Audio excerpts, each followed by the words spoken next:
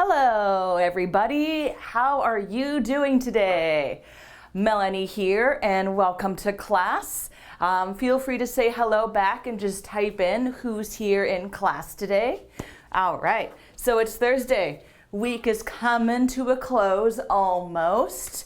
Let's see. Today, we are going to do some more work on grammar. So you probably remember this, maybe, hopefully, from Monday, Order of Adjectives, but we're also going to be talking about personalities, how to describe people or yourself using adjectives. So that's going to be our first class.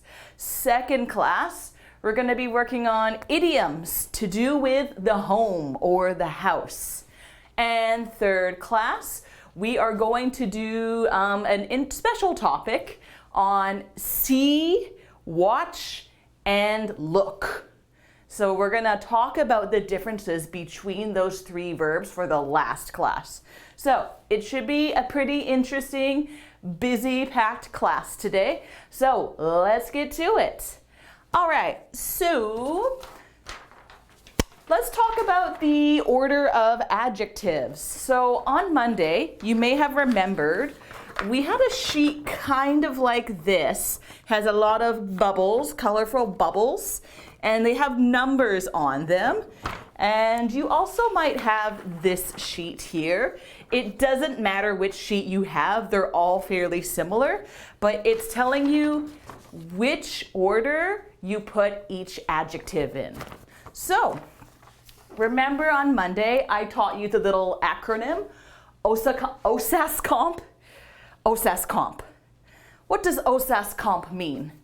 So this is the order in which you put adjectives before a noun. So for example, so the first one, what type of adjective do you put?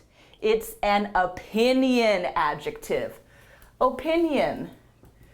So for example, we could say beautiful,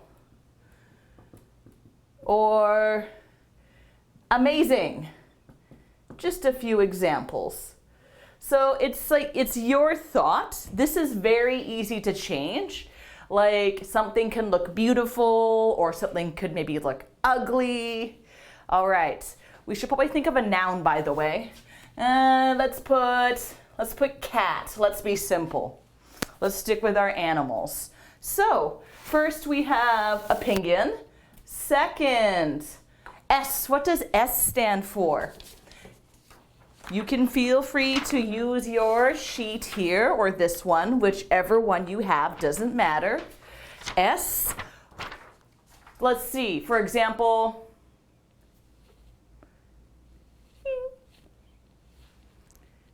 it's size. Size is the second adjective you can use. Big, small, giant, tiny. That's size. Okay, and next we have A, third order. I should put an article. What does A stand for? Let's see. We're gonna look at our handy dandy list here. Oop, boop, boop, boop. Number 1, number 2, number 3 is age. All right. So old, young, or maybe new if we're talking about an item like a wallet or a jacket. And fourth adjective, shape. Oh, I just told you, it's shape. Sorry. Go me. Shape. So it could be, for example, thin, round, square, those kind of shapes. So usually for objects, think of like round, triangle, square.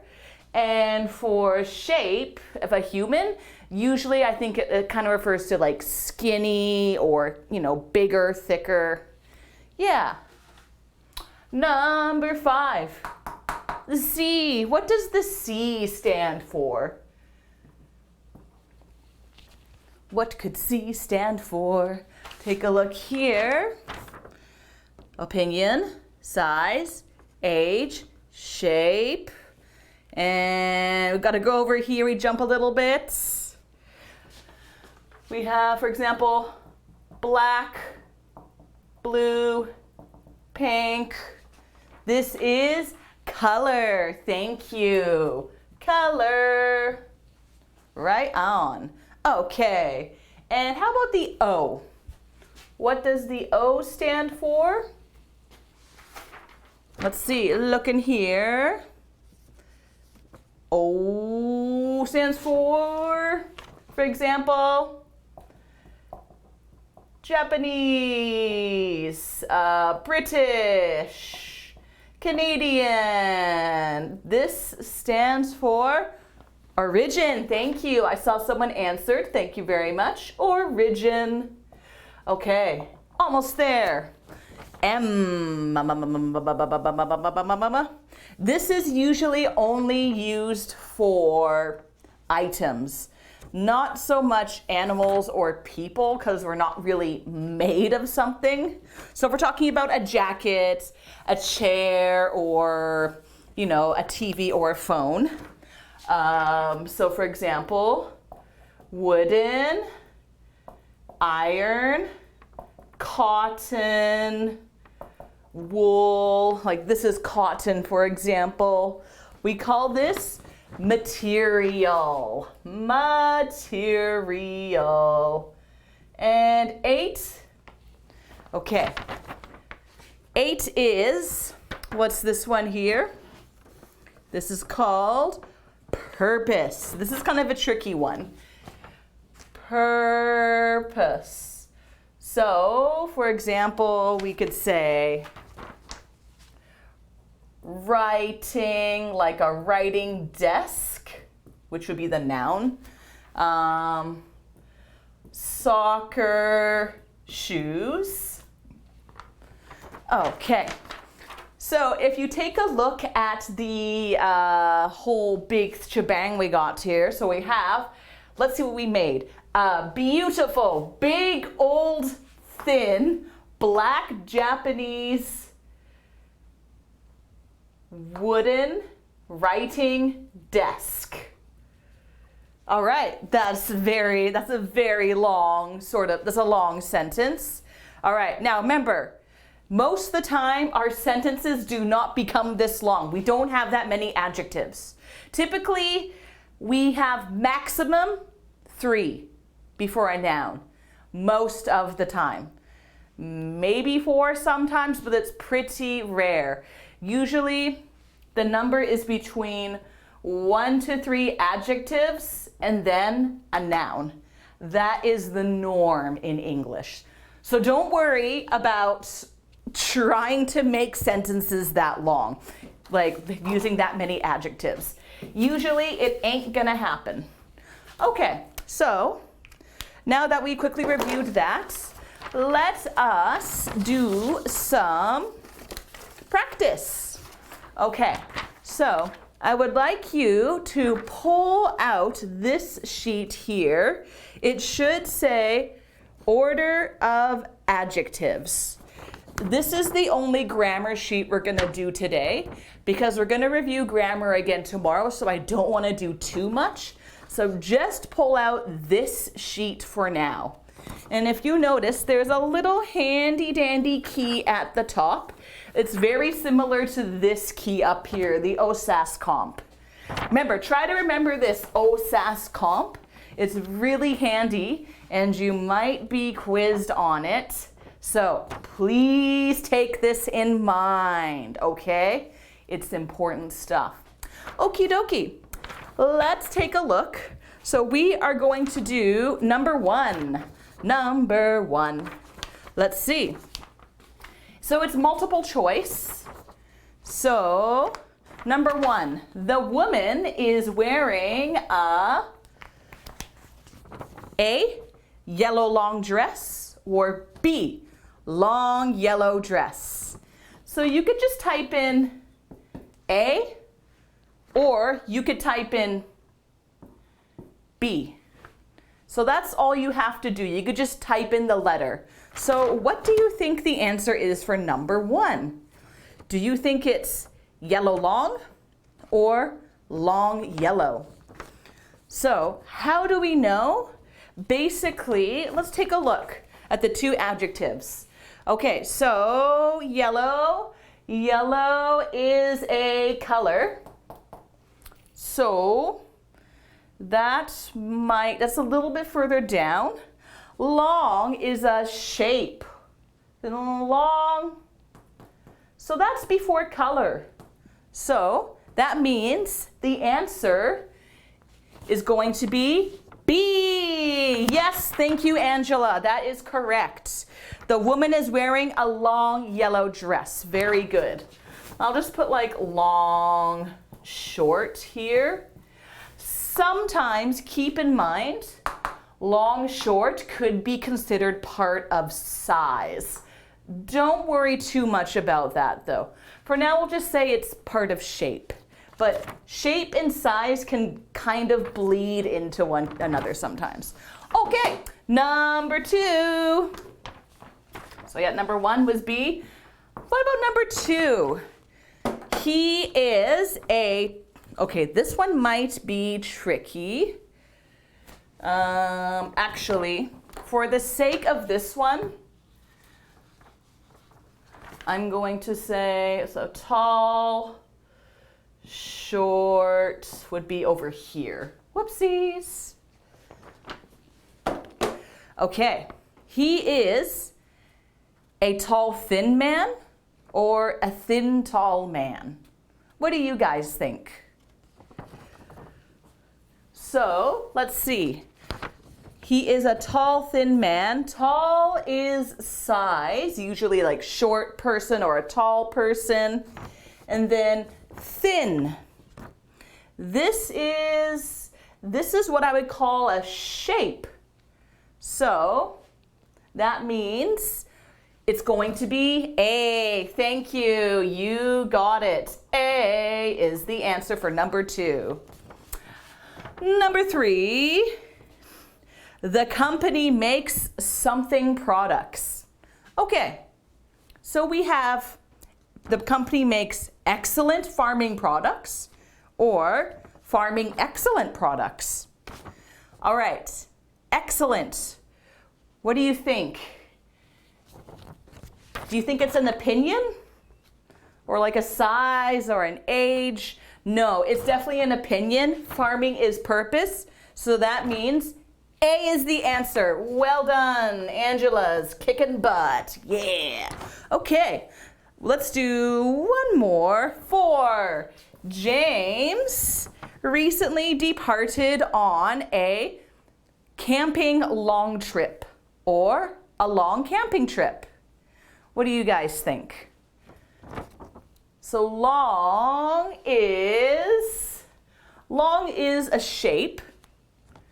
Camping is a purpose, so that means the answer is B. Thank you very much. Good. Okay, so I think this is pretty simple because you only need 2 adjectives. So I'm thinking we're gonna skip 5 to 8. And we're gonna go right to number 9. We're gonna level up because I think we're doing pretty good. What do you guys think? Okay, so let's go to number 9. All right, now we got 3 adjectives. Oh boy, you got 3 choices now. I'm gonna wear my big cotton blue tie, blue big cotton tie, or big blue cotton tie. Do you think it's A, B, or C? What do you guys think? Let's see. Big cotton blue. It is indeed C. Thank you, Angela. Well done. Because big size, blue color. Cotton material. And number 10. 10, 10, 10, 10, 10. Please recycle those something bottles. What do you think? Okay, there's a little rule in here I didn't explain. You might have to look up at this little table to kind of get a hint at what the correct answer is. Please recycle those 3. What do you think? A, B, or C? I kind of gave you a hint, actually. I blurred out the answer. Do, do, do, do, do, do, do, do, do, do, do, do, do, do, do, do, do, do. What do you guys think? The answer is B, O, 3, empty water. Yes, that is correct. Thank you. 3. So if you ever have a number, this will go at the start. I totally forgot to mention that, but always put numbers here. So instead of having a, you could have something like 3, 5, 10,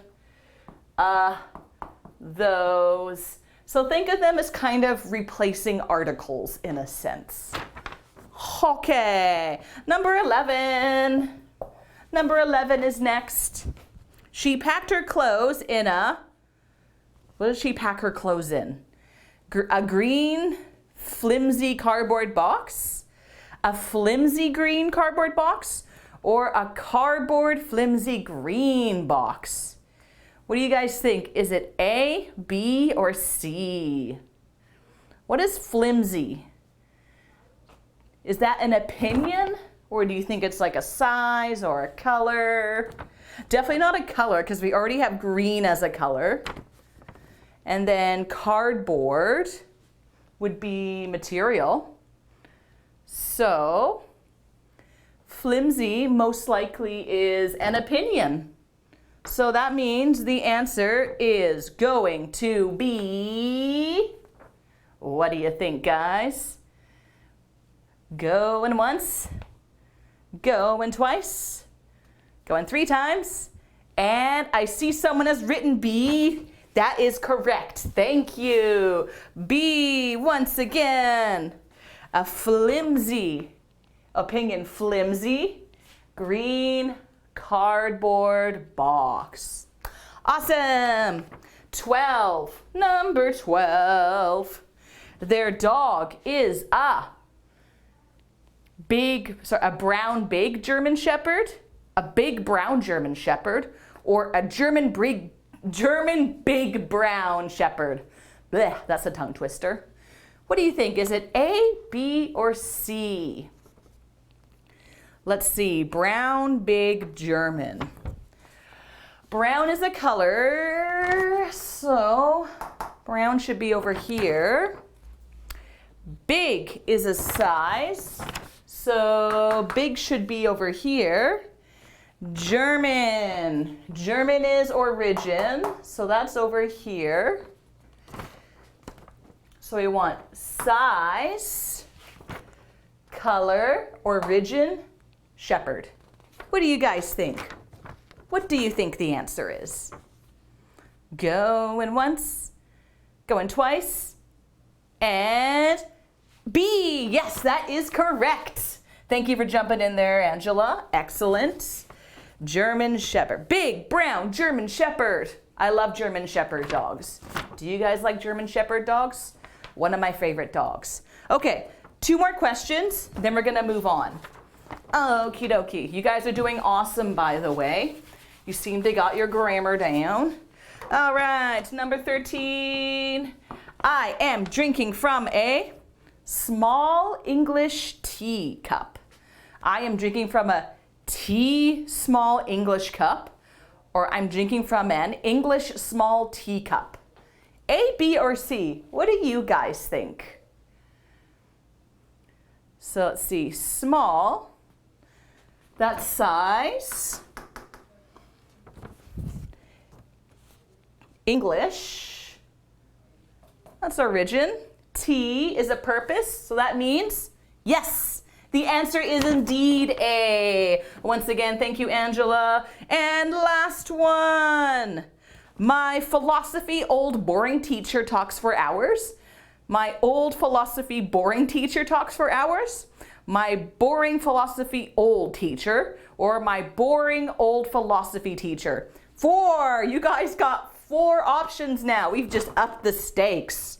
Okay, good luck. What do you guys think the answer could be? Let's see. Philosophy, we could say that would be a purpose. Philosophy. And then here we have teacher. And let's see. Philosophy, old, is age. Boring is an opinion. The answer is D. Good job, Angela. Thank you. Well done. 10 out of 10. You guys did excellent. All right, good. That is it for our grammar of order of adjectives. Remember, OSAS comp. Try to remember that because it might be on the quiz. Hint, hint. Okay, now we're going to move on to something a little bit more interesting, I think. I'm going to erase this, so say goodbye to order of adjectives. Okay. How do you guys feel about order of adjectives? Do you feel comfortable? Do you feel so-so? Or do you feel like, no, I don't understand. Order of adjectives confuses me. If you want me to do some more explanations, I'm happy to do so. But no worries, I'm also going to review this tomorrow as well. Okay, so next we are going to talk about personality adjectives. So when I say personality, what do you guys think of? What comes to mind? So let's say, for example, I'm asking you, or maybe this comes up a lot in an interview if you're ever going to work, a work interview. People might say this. In an interview, someone might ask this question, describe yourself. I used to hate this question because I was like, I don't know. How do I describe myself? I'm a nice person, I guess. So that could be kind of a tricky question to answer.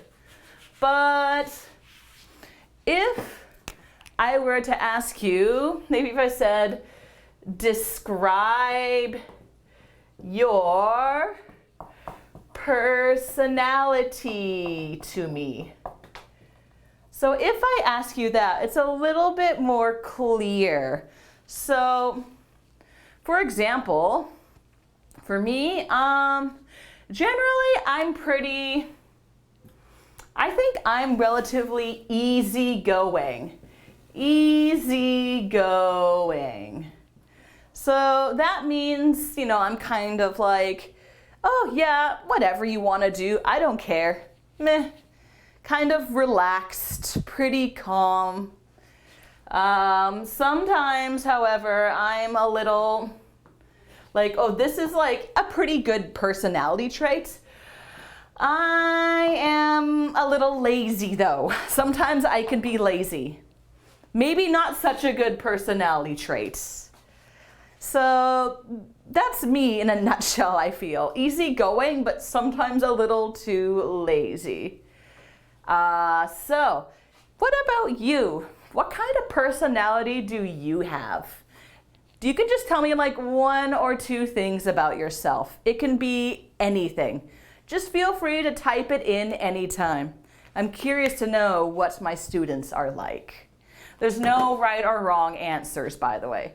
Everybody has a different personality. Okay, so this is all done. Let's grab the next thing, which is, okay.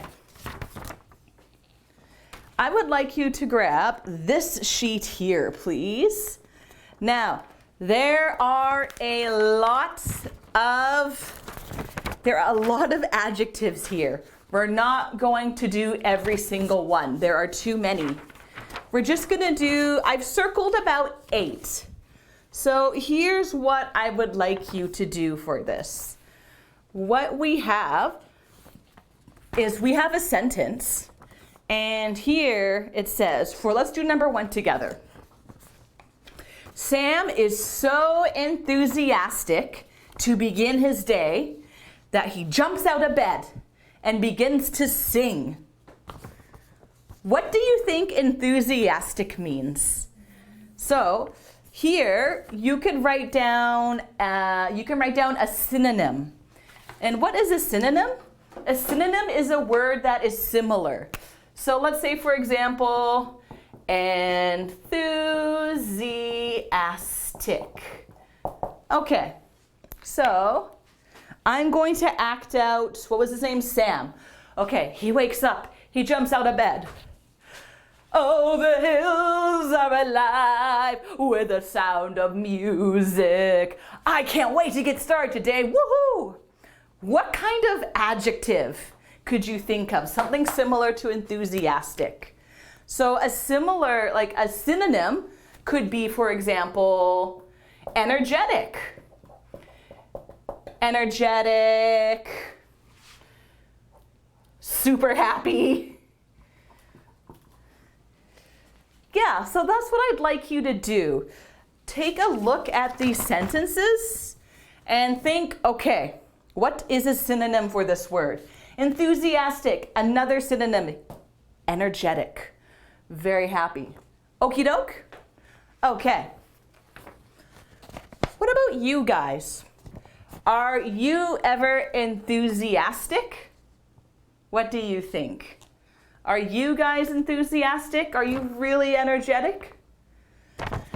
Me, I think when I'm teaching, I try to be enthusiastic, especially like when I'm in a classroom of students. I tend to like dance around, raise my voice, lower my voice, and like I'm all over the place. But I am not always energetic or enthusiastic. I'm not always this way. When I see my family, for example, sometimes I'm the opposite. I'm just like, oh, hey, how's it going? Yeah? Yeah, excuse me, I'm just gonna have a beer. Yeah, okay. So for me, it depends on the situation. I'm not always enthusiastic, but sometimes I am. It could depend on my mood. Yeah, let me know if you guys are enthusiastic or if you're not enthusiastic. Okay. Next word. Okay, I'm gonna erase this top part here because I don't think we need it anymore. Okay. Oh yes, and enthusiastic, by the way, this is positive. Positive. That's my bad attempt at trying to make a plus sign. Sorry, let's get rid of that. So if you say you're enthusiastic, it's considered to be a very good thing, especially in Western nations like Canada and the United States. People love to see enthusiastic people. Okay, next word. Bitter. Bitter. All right. Let's see. A year after being fired from his job, Alan is still very bitter. He has a lot of resentment towards his former boss. So, do you think Alan likes his former boss? Probably not. Oh, I think this, by the way, pretty sure this is not Alan, the same Alan from here. This is just a fictional Alan. So no connection as far as I know. But this person, this Alan here, they're bitter, like, I hate my old boss. He was awful, bad person. That's bitter. So a way to think of bitter, like what's bitter? Oh, no, that's lemon. Okay. I'm gonna draw something. What do we have here? You drink this in the morning, or you might drink this in the morning. Does anyone know what this is? It's dark, it's strong, it wakes you up. This is called coffee. Thank you. This is coffee. But specifically, what kind of coffee? This is black coffee. Okay, no sugar, no milk, none of that sweet, lovely stuff. This is pure, black, bitter coffee. So, personally, I don't like bitter coffee. Like, I drink it, like, I really don't enjoy it. It's too bitter for me. Some people like black coffee, but I say a chunk of people, especially children, do not like black coffee. So to be bitter, what do you think a good synonym is? What is a good synonym for bitter? You could just type out one adjective, like one word, something similar to bitter. What do you think? I'll give you another example. For example, I applied for a job. I really wanted the job. I told my friend about this job, and she applied for the job too. And she got the job, but I didn't get the job, even though I wanted it first, and I applied for it first. So I'm kind of bitter about that. I don't like that. What do you think is a synonym for bitter? I'll give you, we'll do this together. Let me see. Bitter, maybe a little upset. Maybe even a little angry.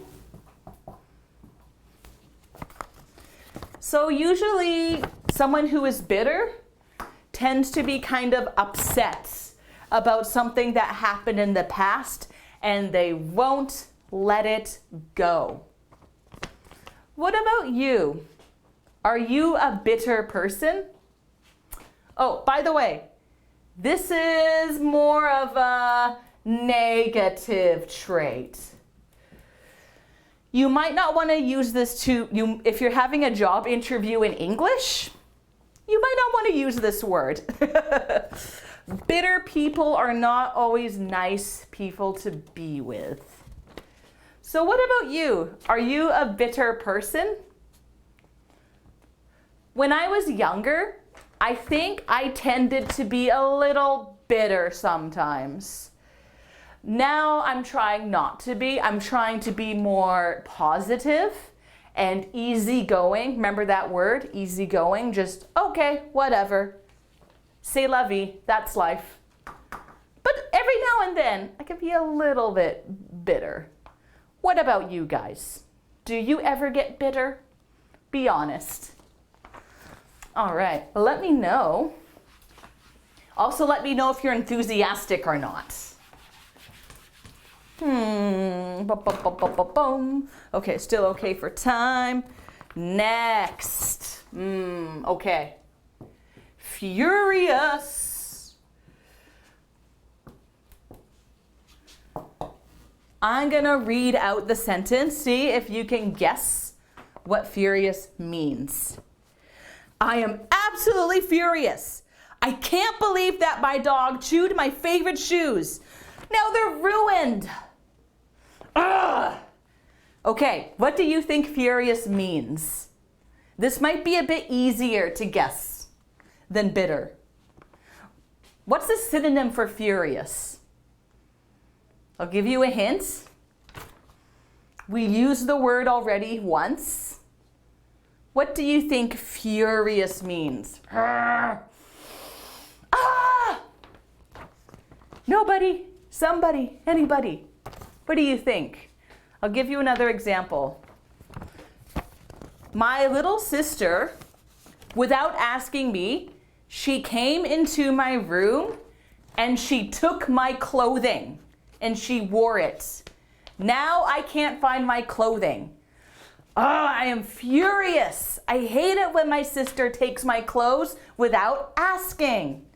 Makes me so mad. So, furious can also mean Oh, I see someone wrote angry. Thank you. Yes. Essentially, furious means really angry, like very intense. So you can use this word when you're really upset or angry at somebody. All right. So that's furious. Do you ever get furious? Me, right now, it's rare for me to get furious. When I was a kid, I would often get furious with my little sister though. Her and I would fight a lot. Now I think I'm a lot more calmer and laid back. I don't get really angry. I'm not really a furious person. How about you? Are you ever a furious person? There's no shame if you are furious sometimes. Sometimes my husband, he gets really furious when he's playing his cell phone games and he loses a battle or something. He gets really upset and angry. That's the only time I see him get furious though. Okay, let me know if you ever get furious. Okay, next word rhymes with furious. This is curious. Ooh, curious. What could this mean? Cats are so curious that they often get into trouble. Once, my cat fell into the bathtub because she wanted to know what was inside. So that is curious. What do you think that might mean? Another example is monkeys are very curious animals. One time I saw a monkey. It came up to me and it tried to look in my purse. It wanted to see what was inside my purse. What do you think curious means? Children are often very curious. They're always looking around being like, oh, what's that? I want to see. Oh, look at that. Ooh. Oh, what's that? That's curious. Maybe they're opening many things. They're looking at many things. They're touching many things. So a synonym for curious could be perhaps interested. Interested. They want to know everything and want to see how things work. What's another synonym for curious? Any other ideas? Other synonyms for curious?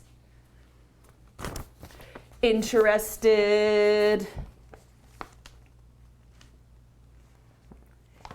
It can be, I was going to say enthusiastic, but it's a bit different. But curious people want to learn more. Maybe a good word could be eager, perhaps, eager.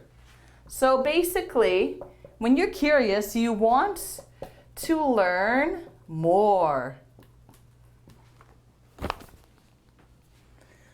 What about you?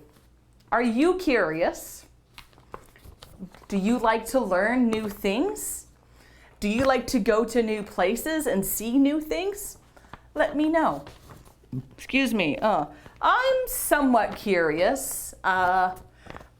When I have time and money, I like to travel because I like seeing new things. So yeah, basically that is what curious means. And how about you? Do you ever get curious? Anyway, moving on. Let's move on to rebellious. So flip the page. Oh my God. Alrighty.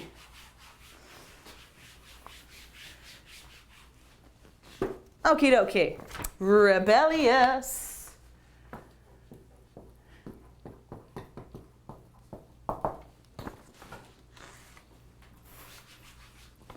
What does rebellious mean? What is another word for rebellious? Let's think of a synonym. What do you think? Let me read out the sentence. As a teenager, Alexandra liked to be rebellious and defy her parents. She used to sneak out of the house after her parents fell asleep to go to parties. So, what do you guys think? What does rebellious mean? What is another synonym for rebellious? Let me see. Rebellious, somebody, anybody. Another word for rebellious, let me see.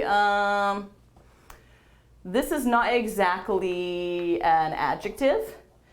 It does not like authority. So maybe they don't like to listen to their parents or listen to their teacher. That is what rebellious means. What about you guys? What do you think? What is another word for rebellious? Anyone? So I'll give you an example.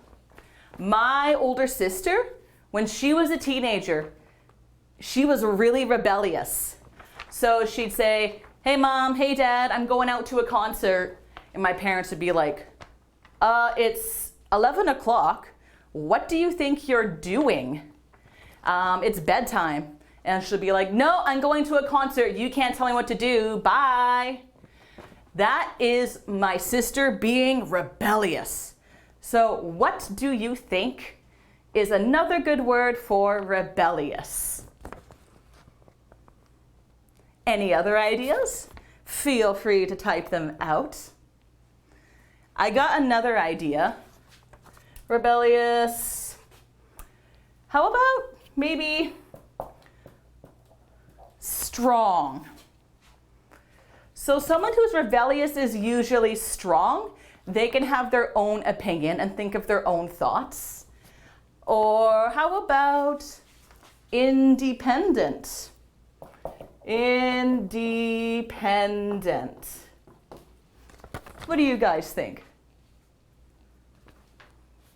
This is kind of similar to rebellious. What about you? Are you rebellious people? This could be seen as maybe a kind of a good thing, but also not such a good thing. It kind of depends on the person. So, what do you think? Are you rebellious? For me, I've never been super rebellious. I usually listen to my parents, listen to my teacher. But I do know some people who are rebellious. Maybe in class they'd be like, "No, I'm not going to do that homework. I'm going to do my own thing. I don't need to listen to you." So I wasn't quite that kind of person, but I do know some people who were like that. Were you ever rebellious? Or do you know someone who was rebellious in the past? Let me know in the comments. Okay. Let's get rid of bitter. Seems like we had someone online before who was a little bit bitter, perhaps. All right. Cautious. Cautious is our next word. Cautious. I totally did not write that correctly. My apologies. Cautious. All right. Let me read out the example sentence. Mr. and Mrs. Porter are very cautious about answering their door. If they are not expecting a visitor, they will not open the door. So what do you think cautious might be? So maybe sometimes you are walking along in a restaurant and you are going to see a sign that says caution, wet floor, and a person going, woo, slipping over. Caution, wet floor. So what do you think that is? Caution is similar to another word, and it starts with a C. So for example, when I am going for a hike in the woods, I am always cautious because there might be bears or cougars, which are big cats, and they're dangerous. So I have to be cautious and I have to stay alert. What do you think, guys? What's another word for cautious? What do you think? Give me some ideas. Starts with the C, A. Anybody? Yes, careful. That was exactly the word I was looking for. Thank you. Careful. These are very similar words. Thank you so much, Angela. That was exactly what I was looking for. So yeah, cautious and careful are really similar. How about you guys? Are you generally cautious, careful people? Let's say, for example, when you're doing your job, or when you're meeting new people, or you're in a different country, you're somewhere new. Are you cautious? Do you tend to be cautious? For me, I tend to be kind of cautious if maybe if I go to a new country. I need to be careful because I don't know, the city I live in, the city that I'm visiting. And, I have to be careful of maybe my wallet or people who come up and talk to me. So I could be a little cautious. What about you? Are you cautious? Let me know in the comments. Okay. Feel free to let me know if you're rebellious as well. Okay. Next up, let's see. We have a few more minutes. Okay, we'll do maybe 2 more. Okay, so I'm going to do this one. I think this is a very good word. Moody. This is a word that I like. Moody. All right, so here's an example. Her husband is so moody that she never knows if he will be happy or if he will be angry when he gets home from work. So that is moody. Another example. Sometimes I'm a moody person. I feel quite happy some days. Other days I don't feel very happy. So that's me. I'm a moody person. Can you guys think of a word that's similar to moody? What do you guys think? Moody. What's another example of moody? Trump can be a moody president. He can be confident one moment and then he can get kind of angry another moment. Moody. This might be kind of tricky to think of another adjective. Moody. So, one word I'm going to put down, you might not know this, or you might, unpredictable. Unpredictable. So predictable means you understand, you know what is happening. Unpredictable means you can't tell what's going to happen in the future. You have no idea. That is what unpredictable is. So moody people are definitely unpredictable. They can be happy one day. They could be angry another day. They could be sad and tired one day, or maybe they could be energetic another day. What do you guys think? Let me know. Do you think you're a moody person or not so much of a moody person? What do you think? I think sometimes I can be a little bit of a moody person. Recently, I think I've gotten better, but I used to be very moody. Some days I'd be like, I'm angry and I don't know why. And other days I'd be like, yeah, I'm really happy. I don't know why, but I feel good today. So I think I used to be very moody, but now I think I'm a little bit more even, like kind of more calm and stable. But yeah, some people can be moody. All right, and I think we have come up and out of time. So that was our adjectives of describing personalities. We have some discussion that we're gonna do in the next lesson before we go into idioms. So we'll see you back in 10 minutes, guys. Hope you have a nice break. Goodbye.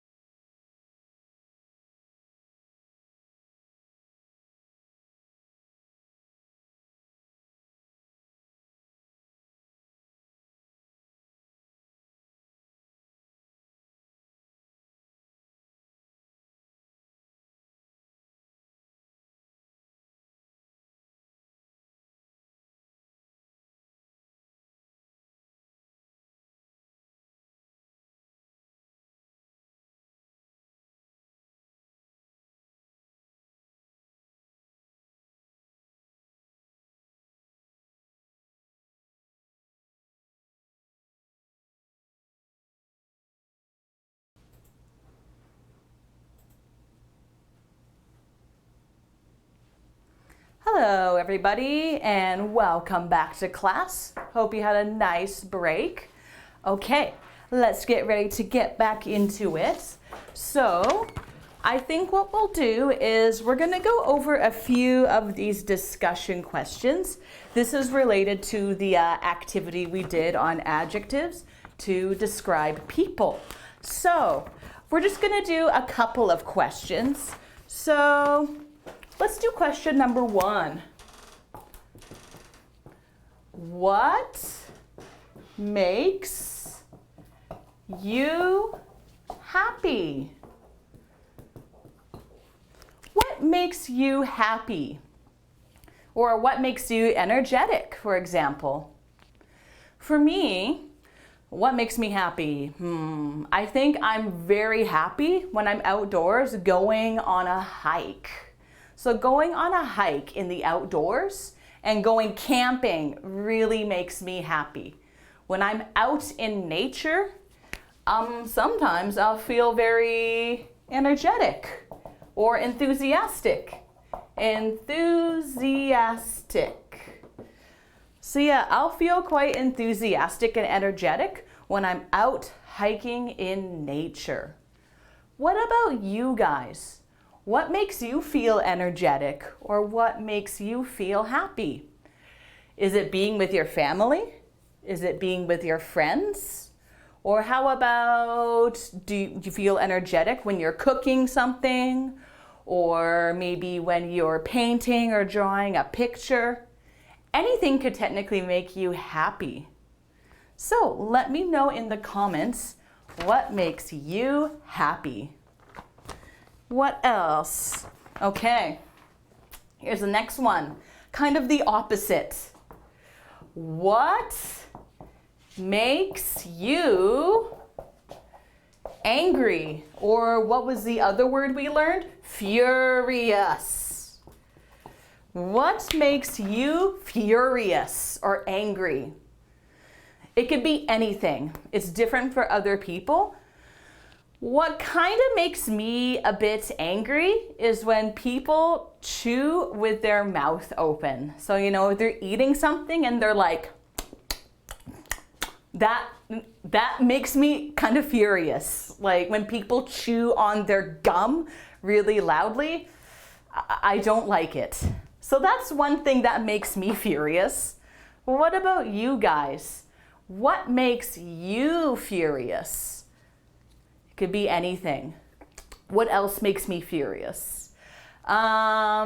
Seeing people put down other people. So for example, if someone's saying like, oh, wow, you're like really ugly and stupid, like you're just a horrible person.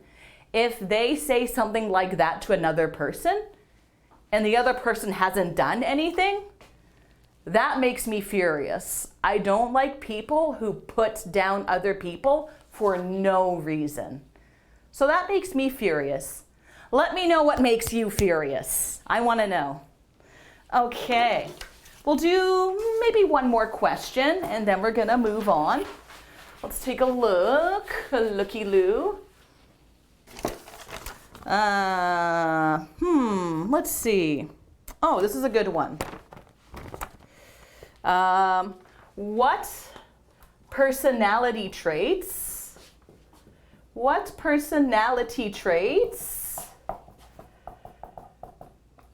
do you consider important in a friend? What personality traits do you think are important in a friend? When you make a new friend, what's important? What kind of friends do you like to have? For example, I like nice friends, obviously. You know, people who are going to be encouraging and kind. I like those kind of friends. I like friends who can be maybe a little energetic or a little bit enthusiastic. It's nice because sometimes I could be kind of quiet. So when I have an enthusiastic friend, It's really nice for me because then it makes me feel a bit more enthusiastic. What about you? What do you find is an important personality trait in a friend, or even a boyfriend or a girlfriend or even a boss? What do you guys think? For me, for a boyfriend or for a boss, and for a friend actually, I don't want someone who gets furious really easily. I don't like it when people get angry. So I think it's important for them to be kind and calm and not get too moody or furious or angry. So yeah, that is my thought on it. Let me know, what do you think is important in a friend, a boyfriend, a girlfriend, a husband, a wife, or a boss? Okay, so now I think we are going to move on to some idioms. So let's do that, and I will get rid of the stuff on the board.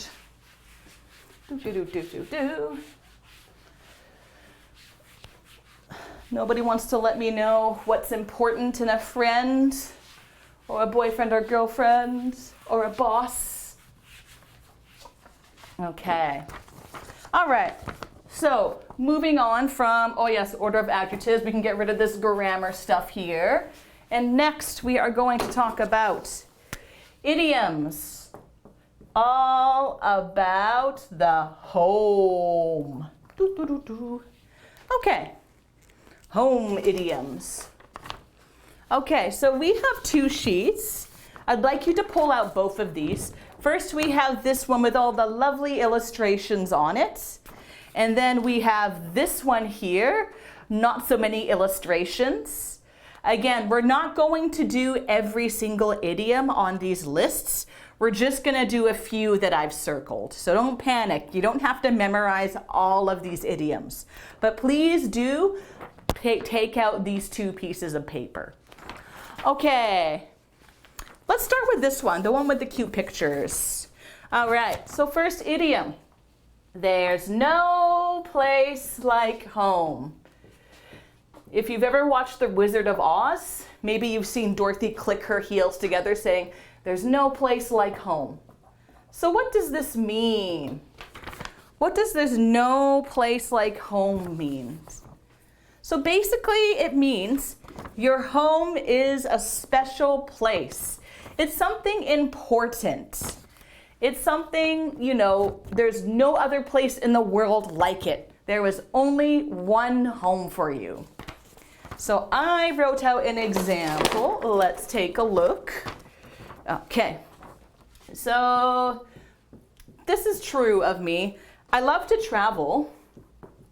I love to travel, but I always feel happy. I always feel happy when I return home. After all, there's no place like home. There's no place like home. So that is my example. So it doesn't matter where you go in the world, you have one home that always feels nice to return to. Now, it's not just necessarily a house. It's a very bad house. It's not just a house, but your home can include a house and, you know, maybe it includes your family. So this is your home. And maybe it includes your city as well. So home is not just the house. It's also the whole area you live in and the family and friends you have. So that's it. There's no place like home. Okay, next idiom. All right, that was a very long sentence. My apologies.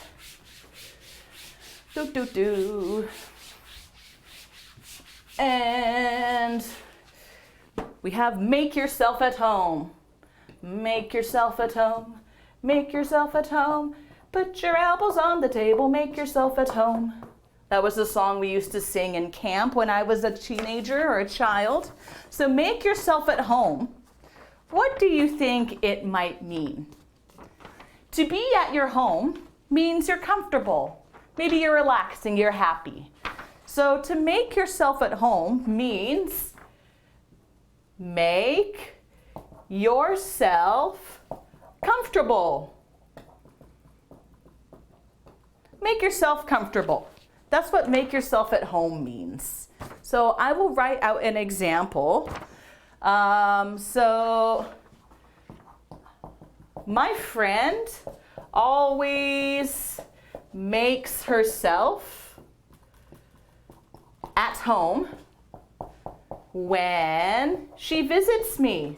When she visits me.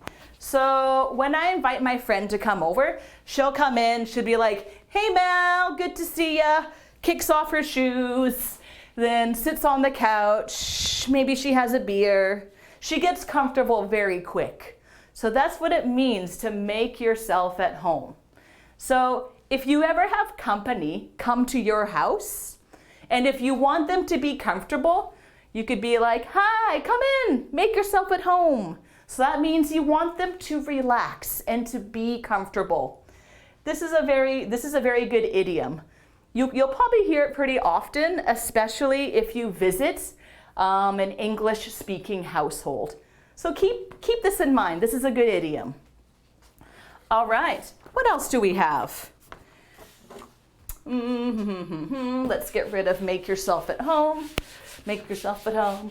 Make yourself at home. Get your elbows off the table. Make yourself at home. Okay. We have be home and dry. Be home and dry. I'm going to draw a picture because this is kind of a bit of a tricky idiom to understand. So let's take a look. Okay, we have someone, it's raining. It's very gross and wet outside, and they just want to get home. So they're trying to get home, get out of the rain. Oh, it's awful out here. And so he finally gets home, and now he has a towel. He's all dry now. He's not wet anymore. He is home and he is dry. So this is his goal. Goal achieved. Woohoo! The goal is to be home and dry. So to be home and dry means to have successfully completed something, like a project. So right now, I'm a student. I do studying online. And I have one last big homework assignment to finish, and then I'll be home and dry. I'll be done my course. Woohoo! So I can write that out. I have one last homework assignment to finish. After that, I'll be home and dry. I'll be home and dry. That means my course is finished. Woohoo! One last homework assignment to do. This is a true story. It's due on May 3rd. So I got a week and a half to finish this assignment, and it's worth 30% of my grade. Wish me luck.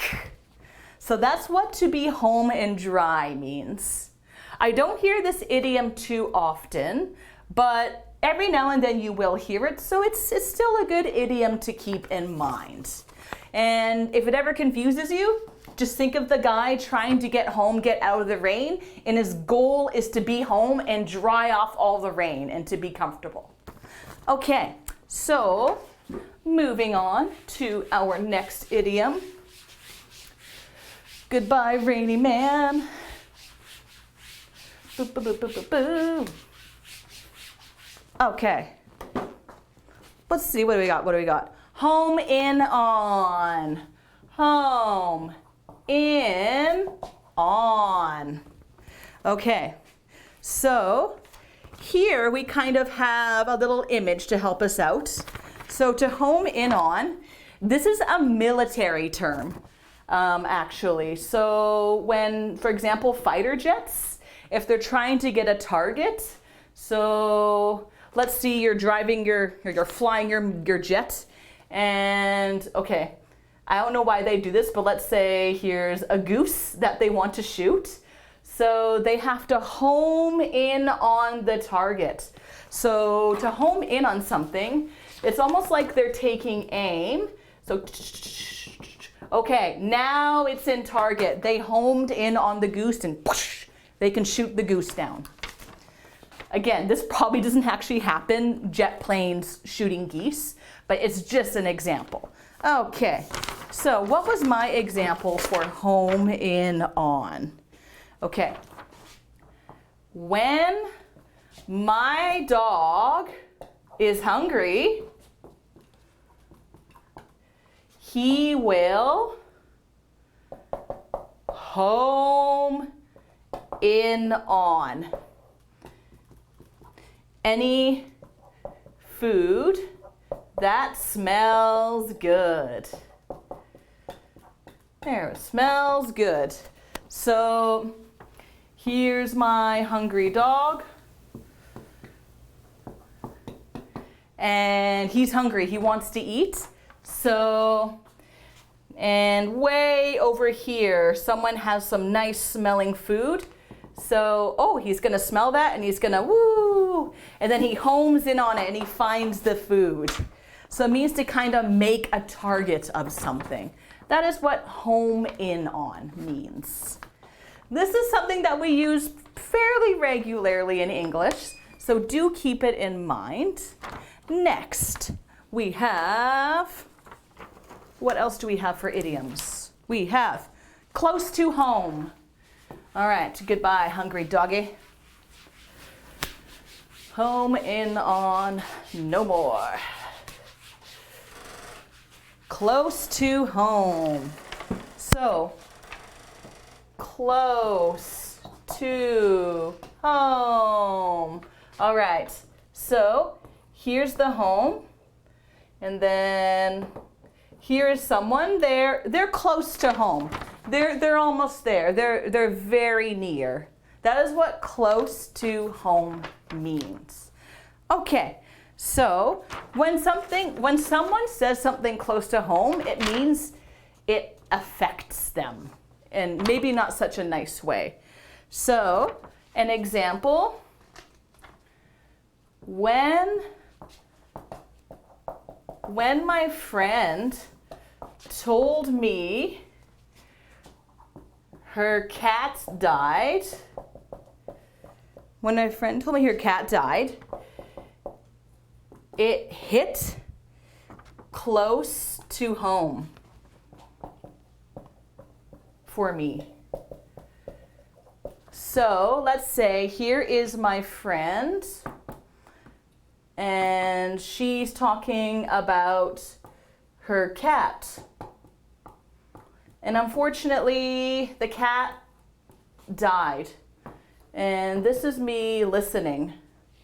And so she told me my cat died yesterday. And then suddenly, I start thinking about my cat. My cat, 2 years ago, he died. And now I'm sad. So it hit me really close to home because I can understand how she feels. I lost a cat too. So when she said she lost her cat, I felt really sad as well. So I also lost my cat. So that is what hits close to home means. Do you ever feel this way? Does somebody ever say something and it hits you close to home? It can be used for insults as well. So maybe, for example, Someone calls you, maybe someone calls you boring. And they're just like, oh, well, you're boring. And then the person who hears that, they'll be like, oh, gee, I guess I am kind of boring. That comment hits close to home. And you don't feel good. This usually doesn't really, this is not a nice feeling. It's kind of sad. So that's what hit close to home means. Okay, what else? So I'm going to get rid of close to home. Goodbye, sad feelings. All right. And next we have home away from home. Home away from home. So I'm going to draw a picture. This is a real example. So my parents, they live in North Vancouver. So yeah, and they like it here. That's my mom and dad. But every so often, they like to take their bags and go on a vacation way over to Whistler. Woohoo!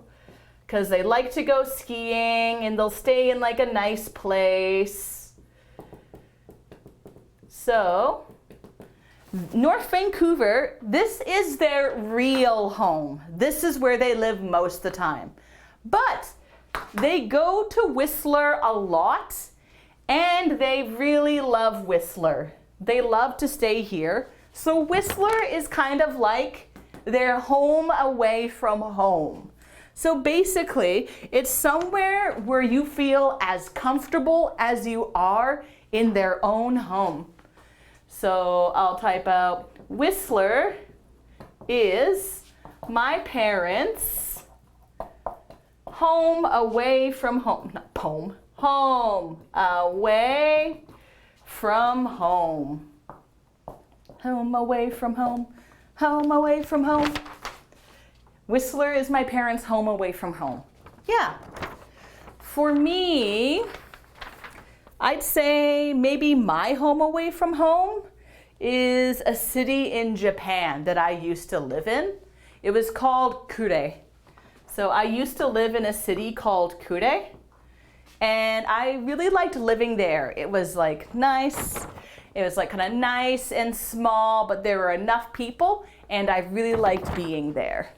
Oh, sorry, Sir San. That was home away from home. So that basically means another place. It's not your home, but it feels like home. So the example I gave was my parents live in North Vancouver, but they go to a place called Whistler a lot, and they go there so often that it's their home away from home. They love to be there and they feel comfortable there.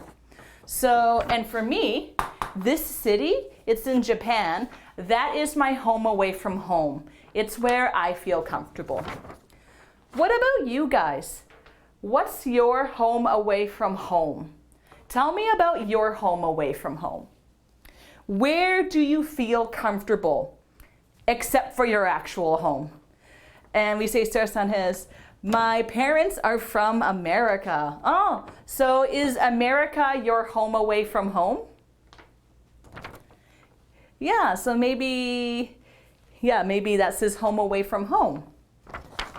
So we could even say, America is Sarah-san's home away from home. Aw, that's nice. So that means maybe Sarah-san goes there sometimes and they feel comfortable and happy there. Awesome. Okay, good stuff, guys. What else? All right, home away from home. I think we have just like 3 more idioms to do, and then we're gonna move on to another activity. And we're gonna move it on here. It's true.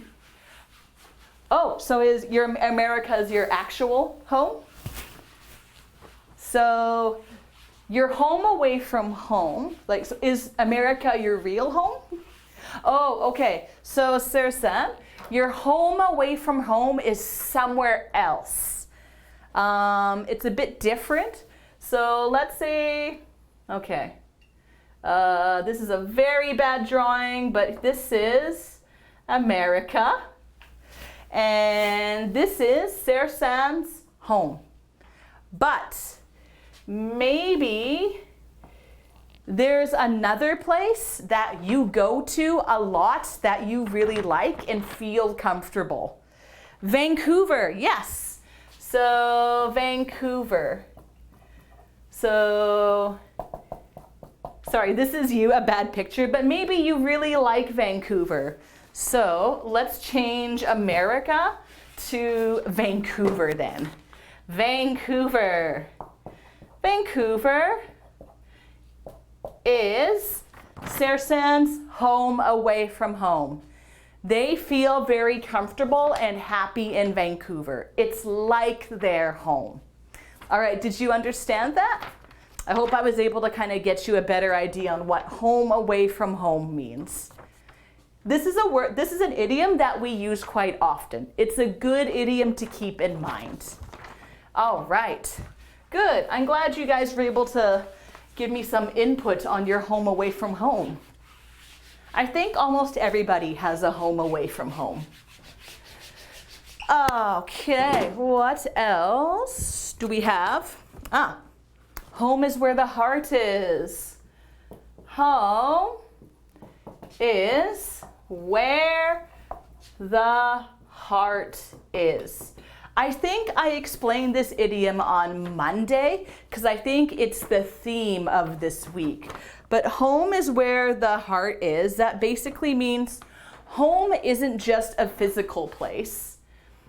Like, obviously, this is your house, but you also have maybe family, or maybe you don't, and that's totally fine.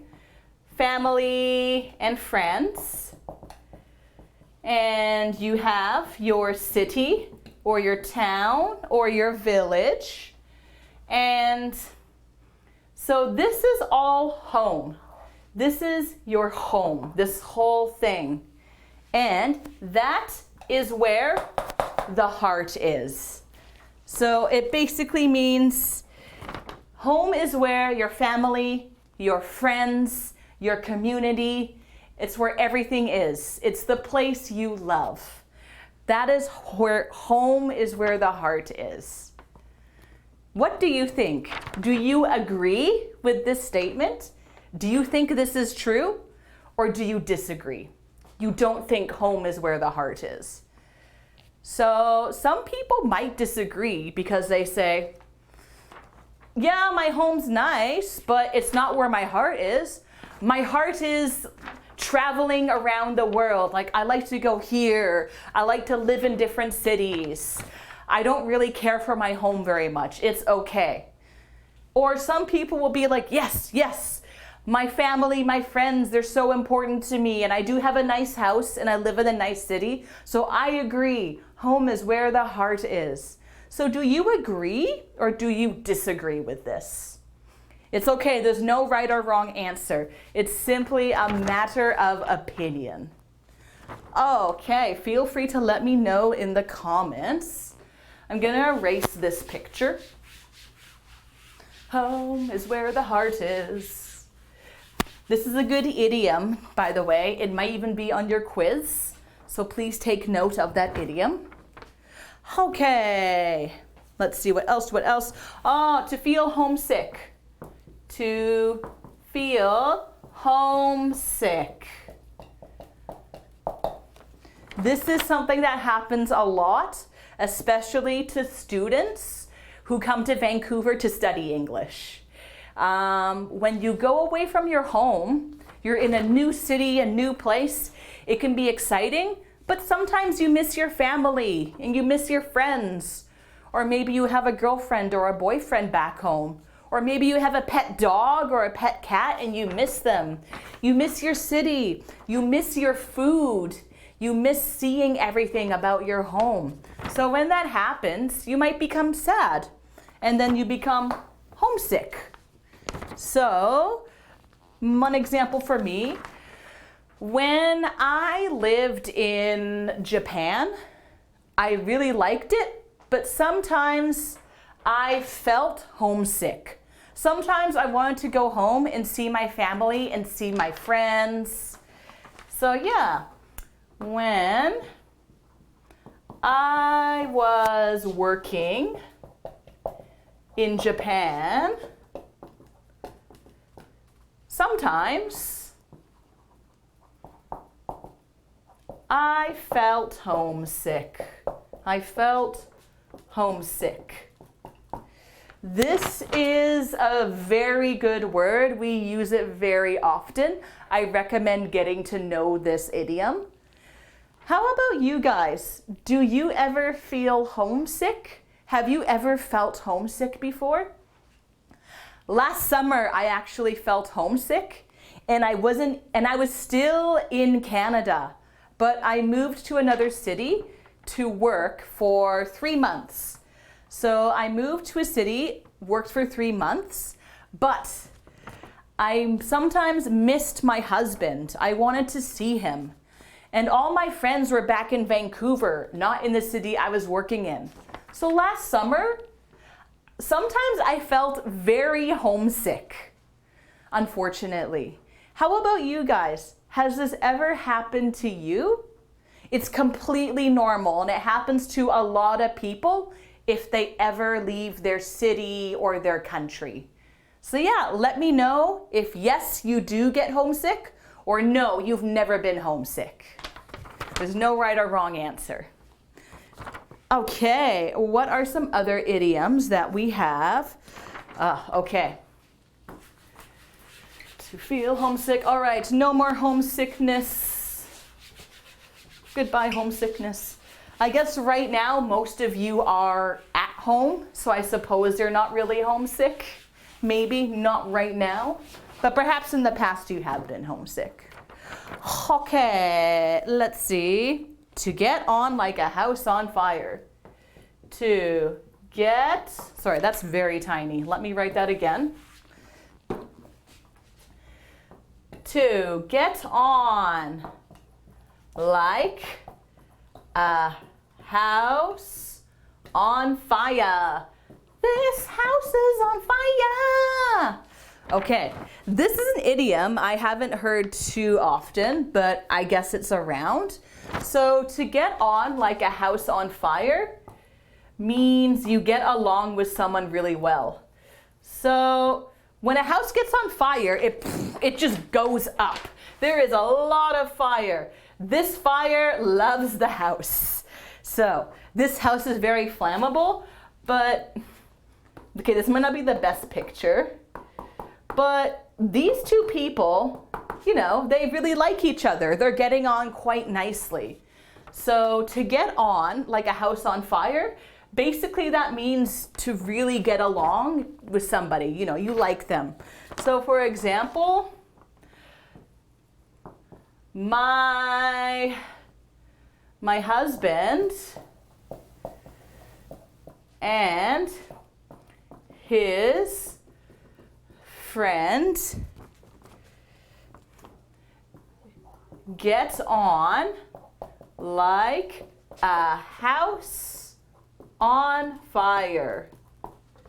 So my husband and his friend, they get on like a house on fire because they both really like video games. So they're always talking about video games. Hey, did you hear about the new Final Fantasy VII? Oh yeah, it's awesome, right? How are you doing?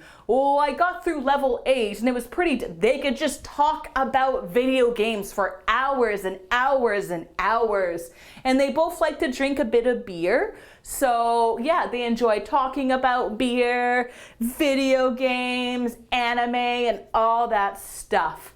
And so they really get on like a house on fire. It's a good thing. What about you?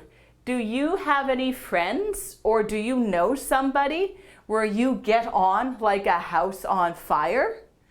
Does this ever happen to you? You can let me know. For me, I've had it before. Sometimes I like just meet somebody just for like one day, but I really get on with them. I get along and it's like, oh wow, you're really cool. You're so easy to talk to and like we like the same things. So sometimes this happens to me.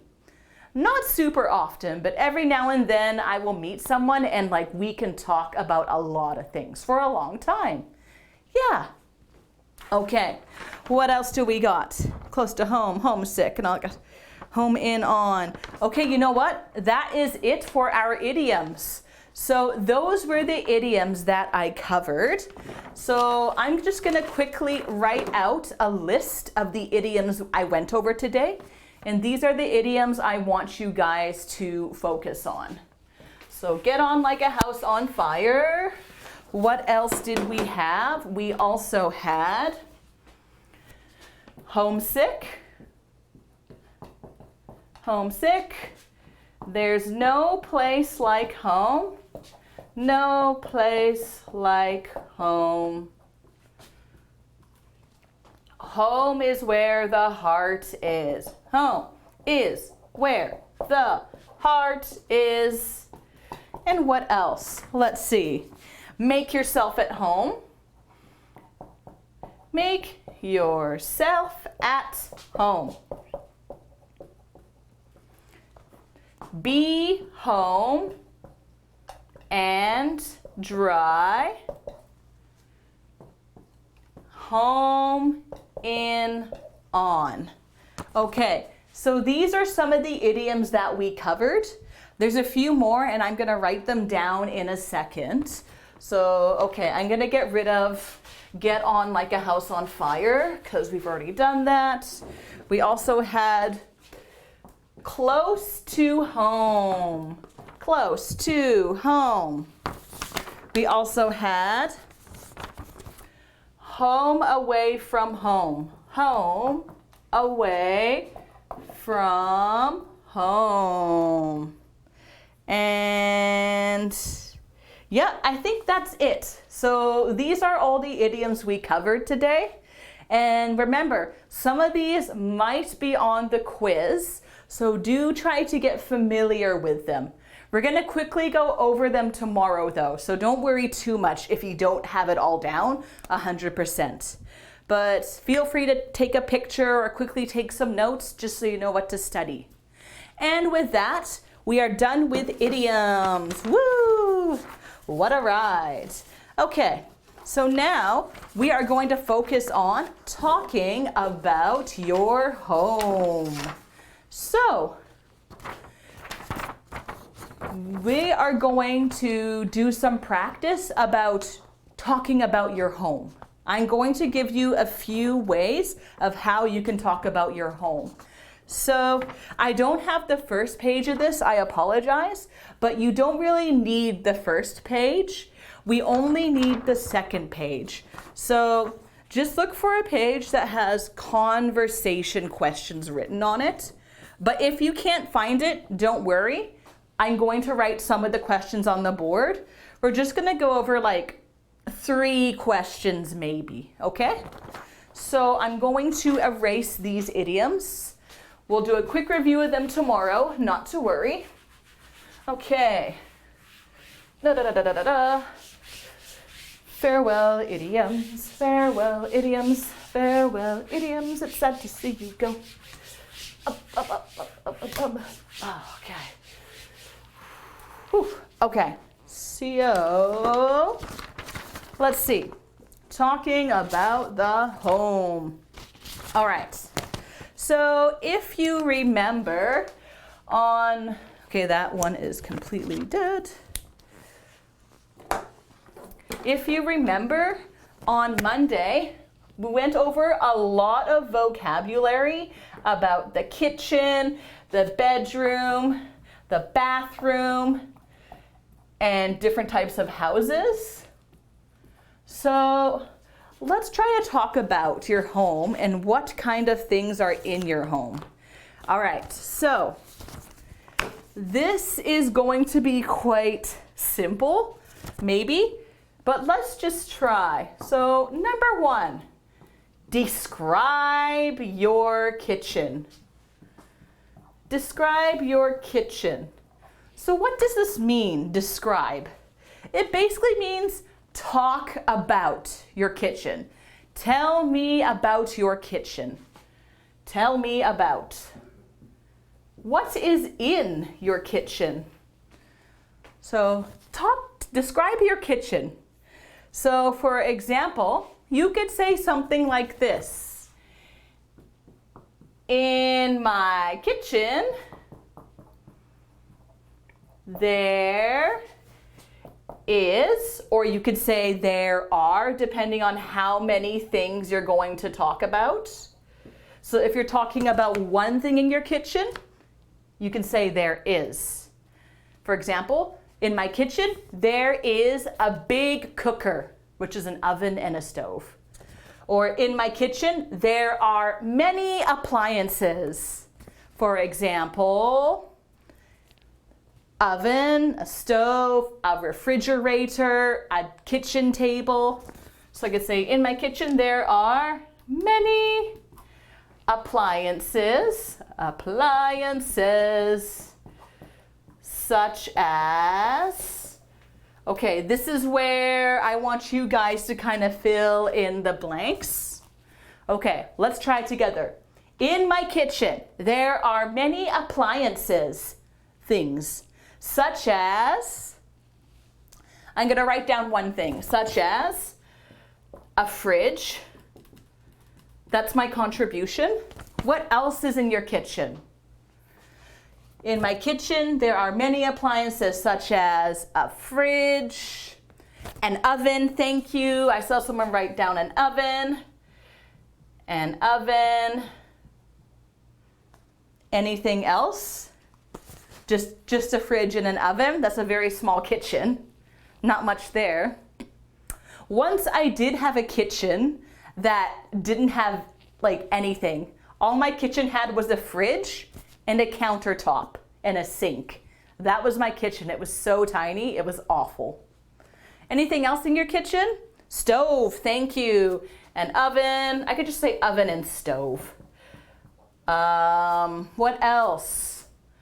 Oh, I see someone wrote a knife, or we could say probably more than one knife. So knives, forks, and spoons. Okay, good. So yeah, you could kind of talk about these sort of things. So that's an example of what you could find in your kitchen. Okay, now let's do another one. Let's see,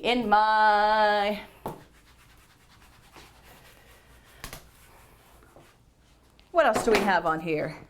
In my bedroom, let's do the bedroom. Describe your bedroom.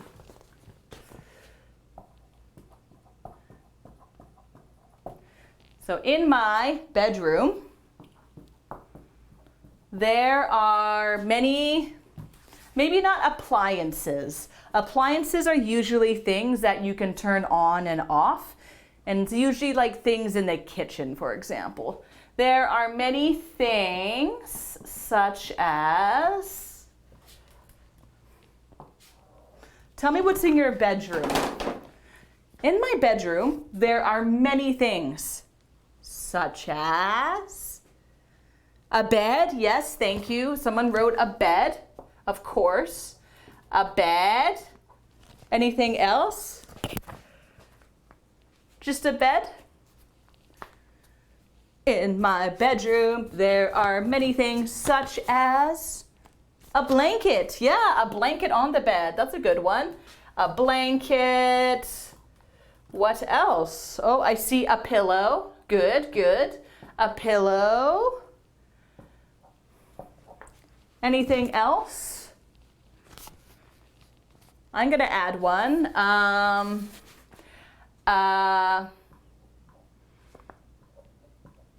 A bedside table. I have one of these. A bedside table. A lamp. Very good. Yeah, a lamp. And any other ideas? If not, no worries. Maybe one more thing. And A dresser. Do you remember what a dresser is? A dresser is kind of like a big closet. Well, maybe not big, but it's kind of like something where you put your clothes in and out. So it's where you store your clothing. All right. So that is what we can talk about when we're describing the bedroom. Okay, we can probably do one more question. One last one before the break. Okay. It's getting hot in here. Okay. Let's see. What does your ideal? Let's see. This is a good one. What does typical? So typical can also mean like normal. What does a typical home look like in your country? Look like in your country. This is question number 11. This is a good question, actually. What does a typical home look like in your country? So I'm going to give you an example with Canada.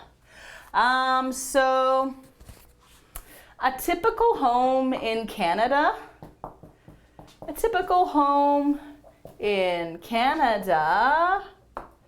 usually, not always, but usually has 2 floors. Some have 3, some have 1, but a typical home in Canada usually has 2 floors. Usually it has a main floor. So here's a typical home in Canada. So it has a main floor, and it has a basement. A main floor and a basement. Yes, so that is what a typical home in Canada usually looks like. What else? There is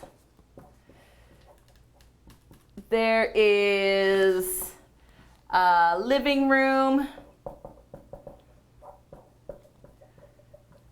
1 to 2 bathrooms, depends on the house, and 1 to 3 bedrooms. And usually the kitchen is separate from the dining room, usually. What about your home? How about you? What does a typical home in your country look like? Feel free to let me know in the comments. I think there will be many different answers depending on which countries we're talking about. So maybe in your country, you just might have 1 floor. Or maybe it's typical to have 3 floors or even 4 floors in your house. Who knows? What about a garage? In Canada, this is where you park your car. So a garage is pretty typical to have in a North American or Canadian home. What about in your country? Is a garage pretty typical? Is a basement pretty typical? Or if you remember up here, this is called an attic. This is a room in the top of the house. Is that something that's pretty typical? Think about it, because this could be a question that comes up on the quiz, maybe, maybe not. So try to make sure you feel comfortable about talking about this kind of thing. Again, we're gonna practice tomorrow, so don't worry too much about it. Anyway, we're coming up on our second break now. So we're gonna come back in 10 minutes and we're going to do the differences between see, look, and watch. Okay, have a good break. Goodbye.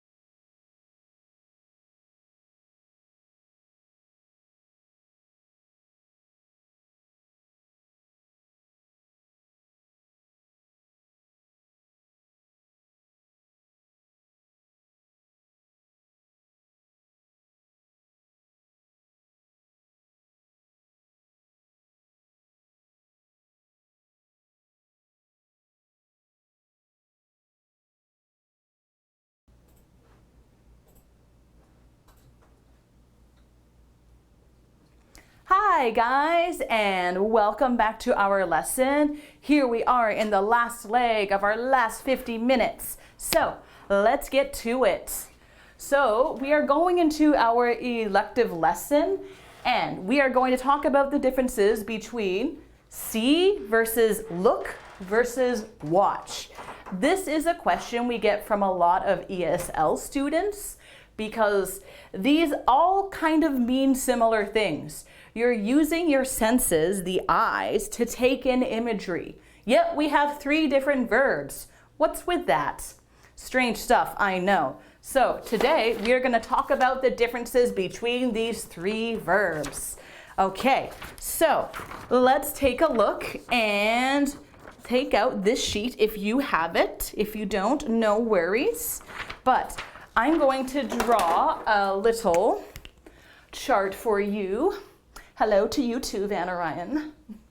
Okay, so we have see. And we have look. And then we have watch. I hope I made this table big enough because it's gonna get messy. Okay, so what are the differences between these 3? Let me take out my handy dandy notes. Oh yes, I'm supposed to make a nicer table. Here is the verb. Okay. So let's start with see. Let's tackle this bit by bit. All right. So what is it? What is it? So when you see something, it's automatic. Like you don't decide whether you want to see something or not typically. It's a sense, just like you smell and you hear things. So this is automatic. It's a sense. And you don't require a decision usually. You see it or you don't see it. Does not require a decision. Okay. And I'm going to give a few little examples. Example. All right, hello. Can you see me? Can you see me right now? Can you see me? Can you see me? This is something I hear a lot on Skype.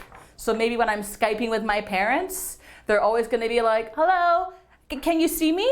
I can't see you. Can you see me? Okay, I can see you. So that's what we mean by see. And another example. I saw an ugly cat on the way to school. On the way to school. Okay, so that's what we mean when we talk about see. Now, if you have any questions about these or if you need any more examples, please feel free to let me know at any time. Okay? All right. Next, what do we have? Look. Okay. So maybe I'll draw some little pictures. Just draw some eyebrows. And boop, boop, boop, boop, boop, boop, boop, boop. Look. So usually your attention is directed at something. You can decide whether you want to look at something or not. So, not automatic like it is for see. Not automatic. We decide what to look at. What to look at. So when do we use look? So maybe we can use it maybe when we're talking about, okay, this is not quite an example, but for cameras. So for example, when you're taking someone's picture, you're gonna be like, okay, everybody, look here at the camera. 3, 2, 1, cheese. Look at the camera. Yes, very good. Okay. So that's one thing you use for look, because you are actively deciding to look at the camera and getting people to look and direct their attention at the camera. What else can we use look for? We can use look for maybe a mirror. So let's say, for example, I looked in the mirror to check if my hair's okay. So again, I'm directing my attention at a mirror to check my hair. And what else? Another thing you could look at, just another example, is the sky. I looked up at the sky and I saw a cloud shaped like a dog. I looked up at the sky and saw a cloud shaped like a dog. So that's another example for how you use look. Okay, and now what about watch? So this one is more limited. Typically, it's used for things where you kind of sit for a period of time and you're watching, like you're kind of just sitting there watching things happen in front of you. So this, just like look, it is not automatic. We decide what to watch.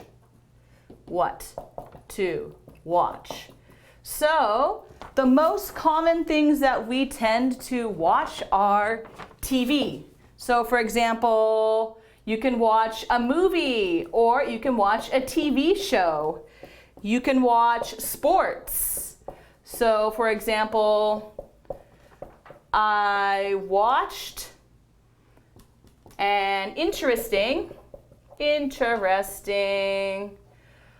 soccer game yesterday.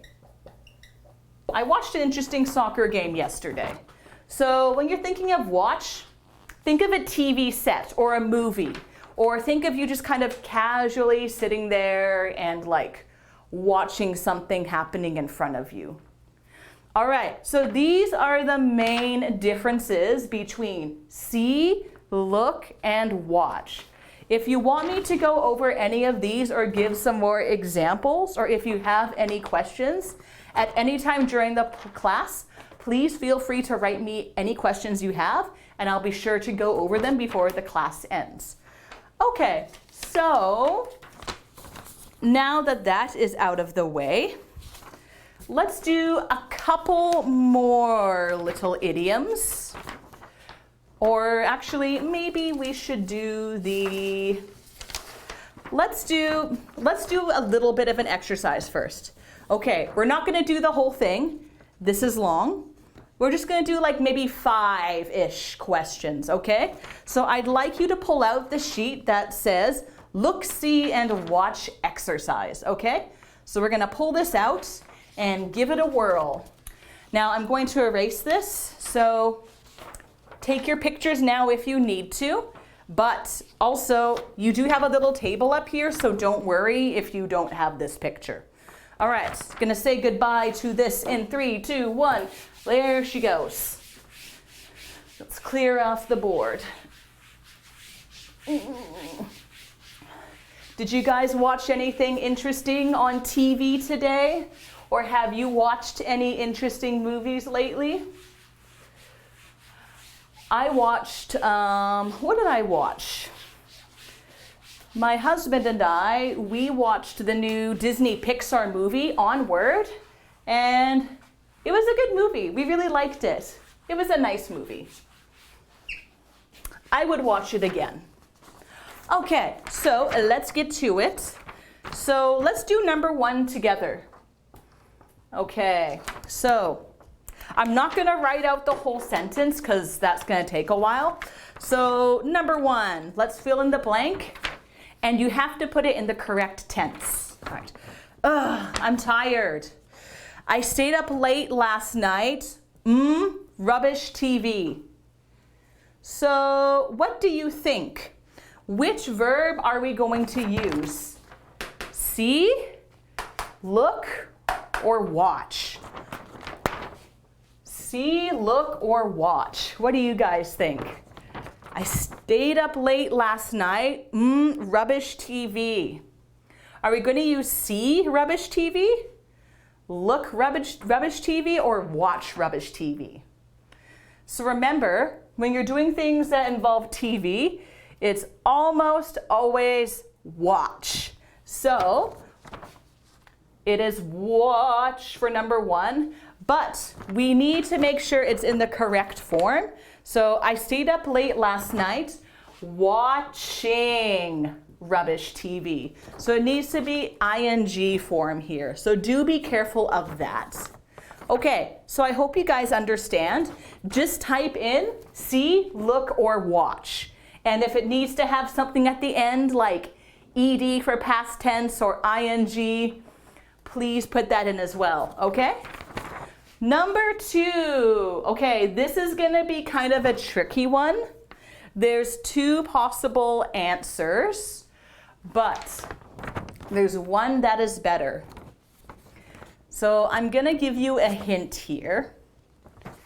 Have you that documentary about great white sharks? So what do you think it is? So it's a documentary, something you maybe see on TV. So I know a lot of you want to do watch, but the answer is actually going to be see. This is a weird exception, and I'm going to explain why. And also, this is past tense, so not past tense, past perfect. It's talking about experience.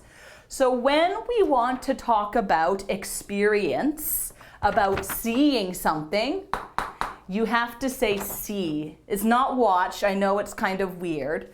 So for example, I have never seen Indiana Jones, believe it or not. I have never seen Indiana Jones, even though it's a famous movie. So when we're talking about experience, usually we're gonna use see, seen typically. So I know I said watch is usually like TV, games, movie, etc. But when we're talking about experience, like have you ever seen blah, blah, blah, you've seen, okay? Just keep that rule in mind. For the most part, it's pretty easy to tell when you have to use see, look, or watch. That was a bit of a tricky one, so don't worry if you did not get that correct. Why not look? That is a very good question, Van or Ryan. So look, this is a bit of a tricky one to see, but let's try writing it out. Have you looked, let's put a movie down, like Frozen 2, for example. Have you looked Frozen 2? This sounds a little bit odd because when you say this, look usually means like you're looking at something. So let's say, for example, ugh, look at that gross bug.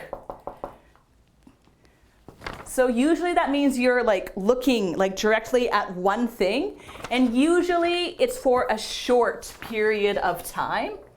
So you might just look at it for like 5 seconds. But if you're gonna do Frozen 2 is like what, 2 hours long? Most movies are about like 1 to 2 hours. So I mean, like I said, typically it's watch for the TV, but with experience, it's seen. Have you seen? So this is why we don't say looked for, especially for things like TV or sports. I hope that answers your question. Alrighty, so moving on. Goodbye, Frozen 2. You were an okay movie. I liked Frozen 1 better. No problem. Thank you for the question. Awesome. All right, moving on. So, number 3. I'm gonna write this one out because it's really short. Wah! A green dog. Wouldn't that be something if you saw a green dog? Okay, so we are directing our attention to something, maybe just for a quick minute. So what do you think? Are we going to say, see, a green dog?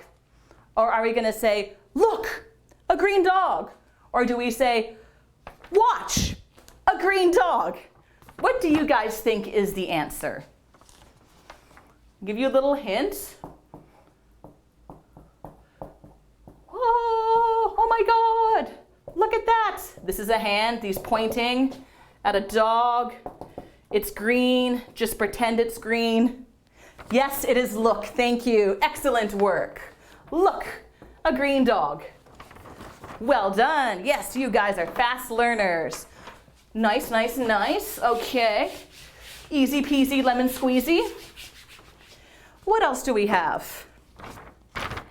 And number 4. Okay, this one is tricky because there are 2 correct answers for this one. This is an idiom. This is a very good idiom. And all right, let me see. Seafoot, yes, this is for people trying to learn English. Thank you for asking. All right, so something out. Don't step in that dog poo. So are we going to say, see out, don't step in the dog poo. Look out, don't step in the dog poo. Or watch out, don't step in the dog poo.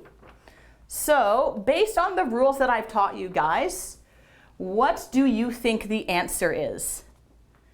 There can actually be 2 correct answers because this can kind of be a bit of an idiom. So what do you guys think? Any answers? Okay. Oh, I see someone said look out. And yes, that is correct. You can say look out. And I see someone wrote see out. Unfortunately, no, that is not the correct answer, but good try. However, this can also work. Watch out. This is an idiom. So you can say watch out or look out.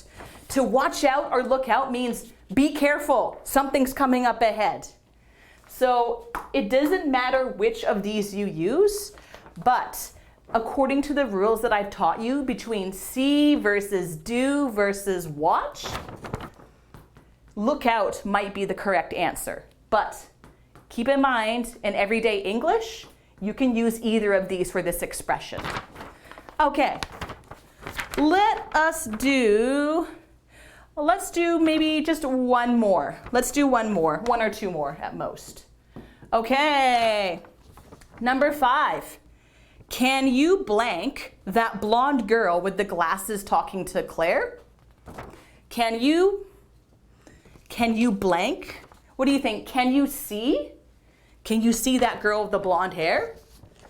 Can you look that girl with the blonde hair? Can you watch that girl with the blonde hair? So this is talking about a sense, an ability. So what we want to type in actually is, yes, see, very good. I see somebody else wrote see, thank you. So can you see that girl with the blonde hair? That is correct. So we're talking about ability and sense, so you want to use see, absolutely. Okay, now, last one. Let's do this, let's do number 6. This is gonna be our last one, and then we're gonna do discussion. So, the police have been something something. That house for a fortnight now. Okay.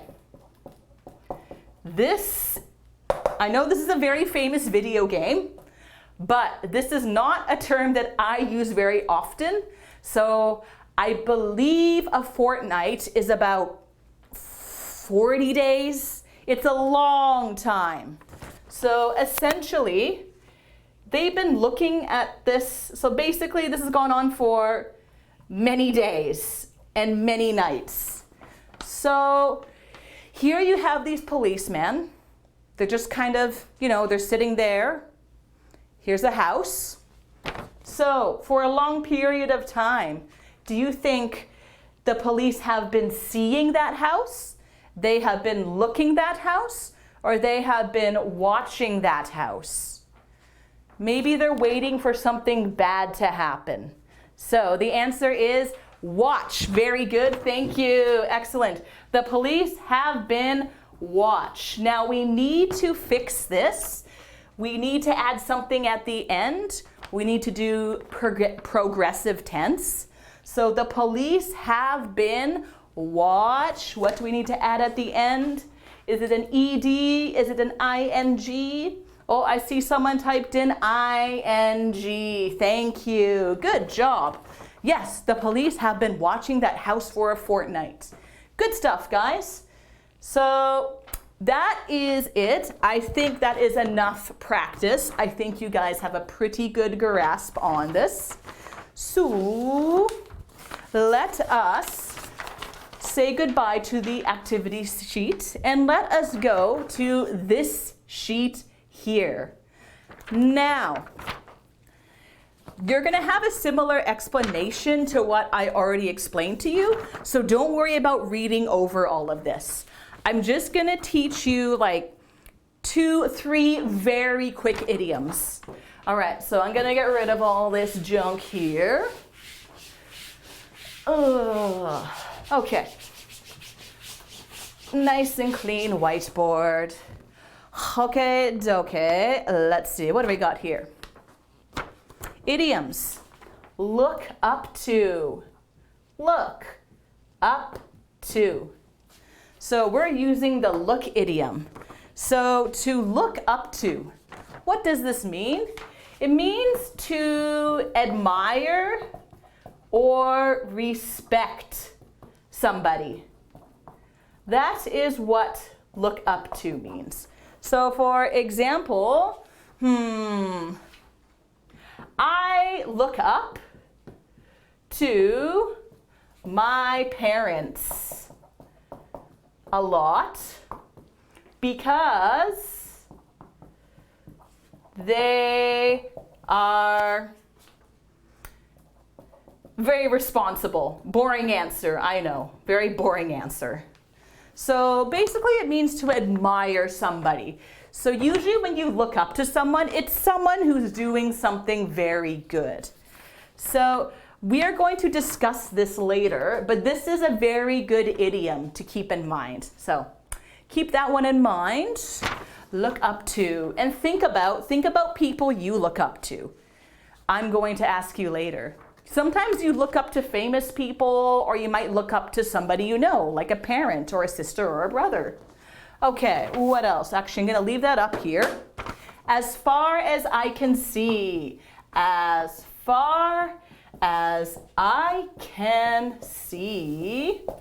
Okay, now we're going to our C. Okay, so basically, as far as I can see is similar to in my opinion.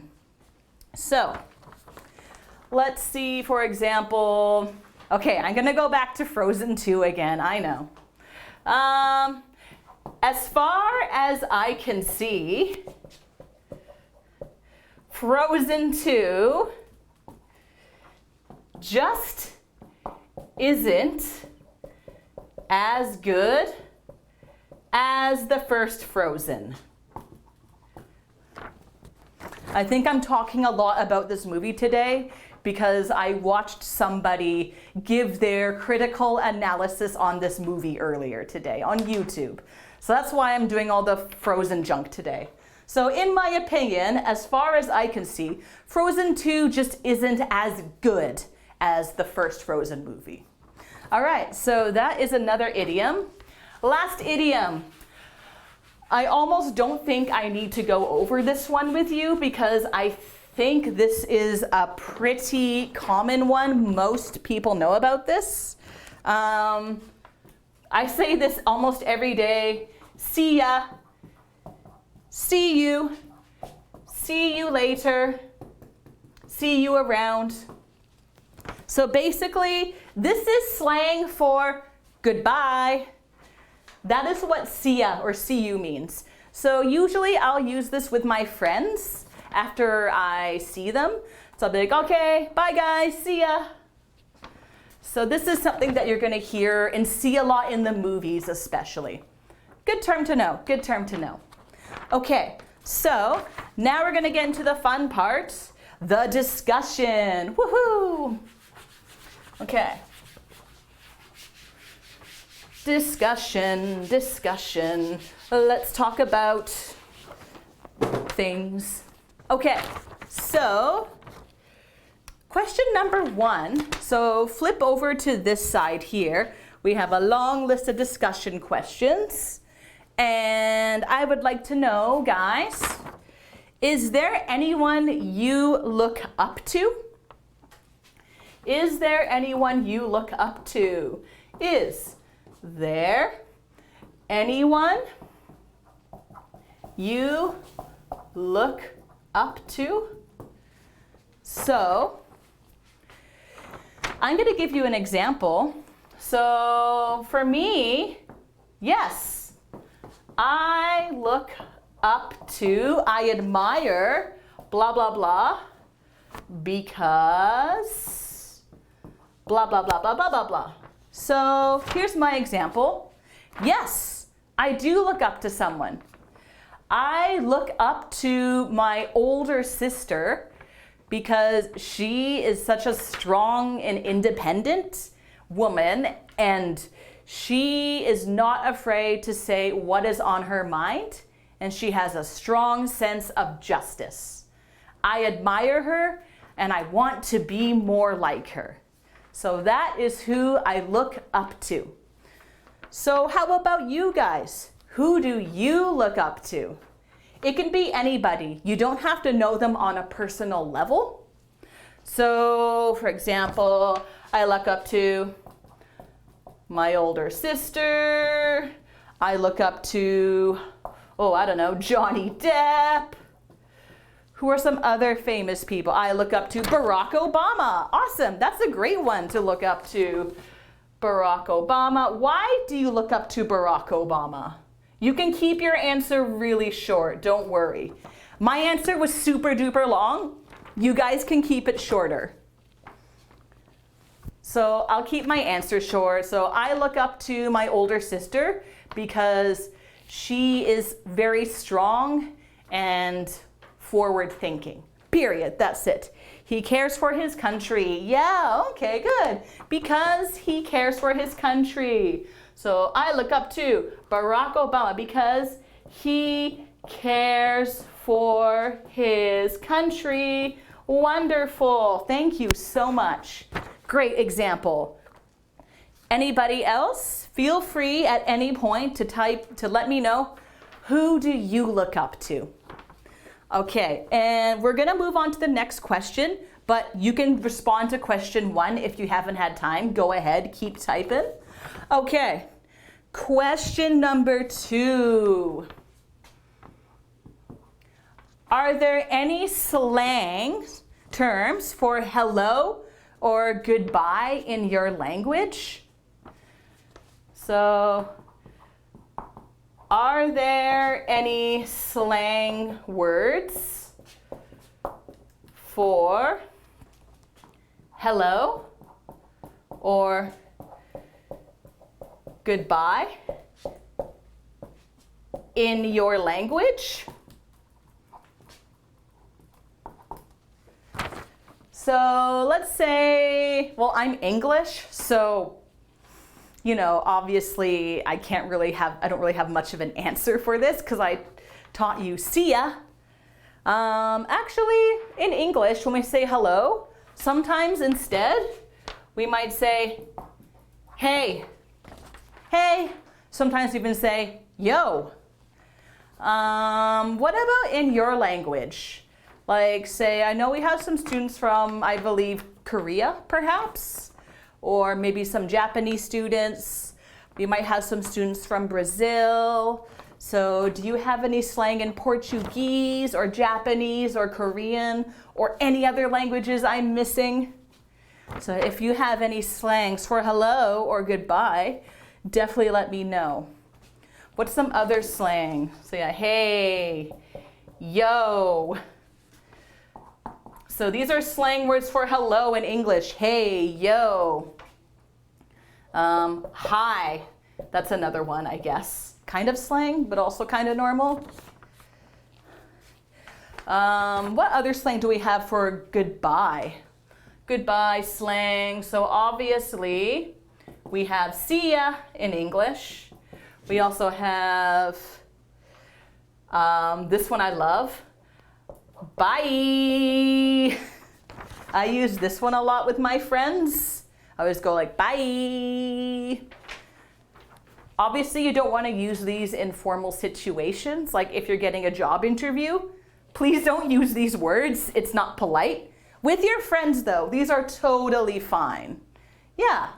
All right, so if you have any slang for hello or goodbye in your own language, definitely feel free to type it out and let me know. I'm teaching you guys English, but perhaps you could teach me some slang in a different language. Have a little trade-off. All right. So that was 2. Are we doing for time? Okay, we still got quite a bit of time till the end of class. About another 20 minutes. Okay. Oh. What is your favorite movie of all time? What is your favorite movie? Okay. Maybe if you can, try to use this verb, watch. So for example, my favorite movie of all time is probably Titanic. I have watched Titanic more than 10 times. I don't think I've watched any other movie as much as I've watched Titanic. Or, I don't know, maybe The Lion King. That's another one of my favorite movies of all time. I've watched that one more than 10 times as well. Maybe more than the Titanic, actually. But yeah, I love watching the Titanic and I love watching The Lion King. What about you guys? What's your favorite movie of all time? What's the movie that you've watched over and over and over and over and over again? Let me know, I'm curious. So yeah, I've watched Titanic over 10 times. 10 times. Maybe too many times. Home Alone. So Home Alone is your favorite movie. Good choice, good choice. I like that movie too. I actually saw that movie for the first time at Christmas last year, believe it or not. I'd only seen bits and pieces of Home Alone before that, but it was the first time that I watched the whole movie in one sitting. I know, I live under a rock. I know. So, guys, if anyone else has more favorite movies they want to talk about, please let me know. I wonder if there are any other Titanic or Lion King lovers out there. Is that someone else's favorite movie? They're good movies, good movies. Good stuff, good stuff. Okay. What else do we have? Are there any kind of, Are there any kind of movies you dislike? Are there any kinds of movies you dislike? So what does dislike mean? That means not like. Okay, so for example, I really don't like,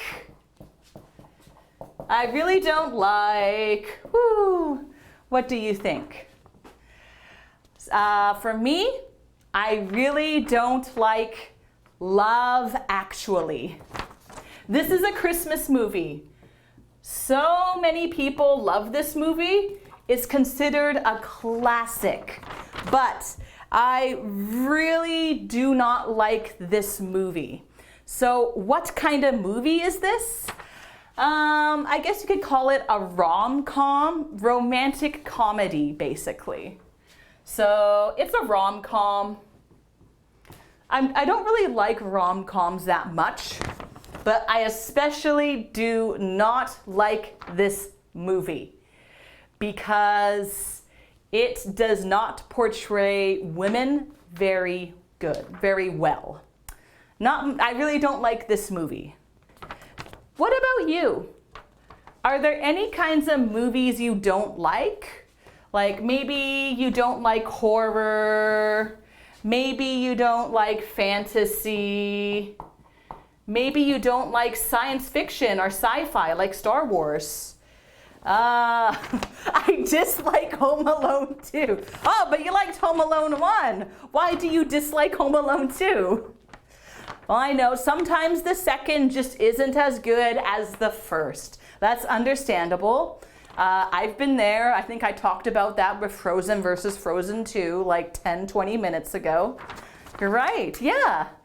So if anyone else has any reasons why they dislike something, like it could be a genre or it can be an actual movie, feel free to let me know. So yeah, I don't like watching romantic comedies, usually. Sometimes I do, but most of the time I couldn't really care. I also don't watch many action movies. Like, I'm not really into action movies like Avengers and all that stuff, the Marvel universe. I know people love Marvel, but it's not really my thing. All right, what other discussion questions do we have? We got about 12 more minutes before we're up for class time. Okay, that's a bit of a weird question. It's not really relating to see, look, or watch. All right. Good one. Okay, do you usually watch movies? Here we go, watch movies at home or at the theater? Do you usually watch movies at home or at the theater? So for me, for example, I usually watch movies at... For me, I usually watch movies at home because it is a lot cheaper.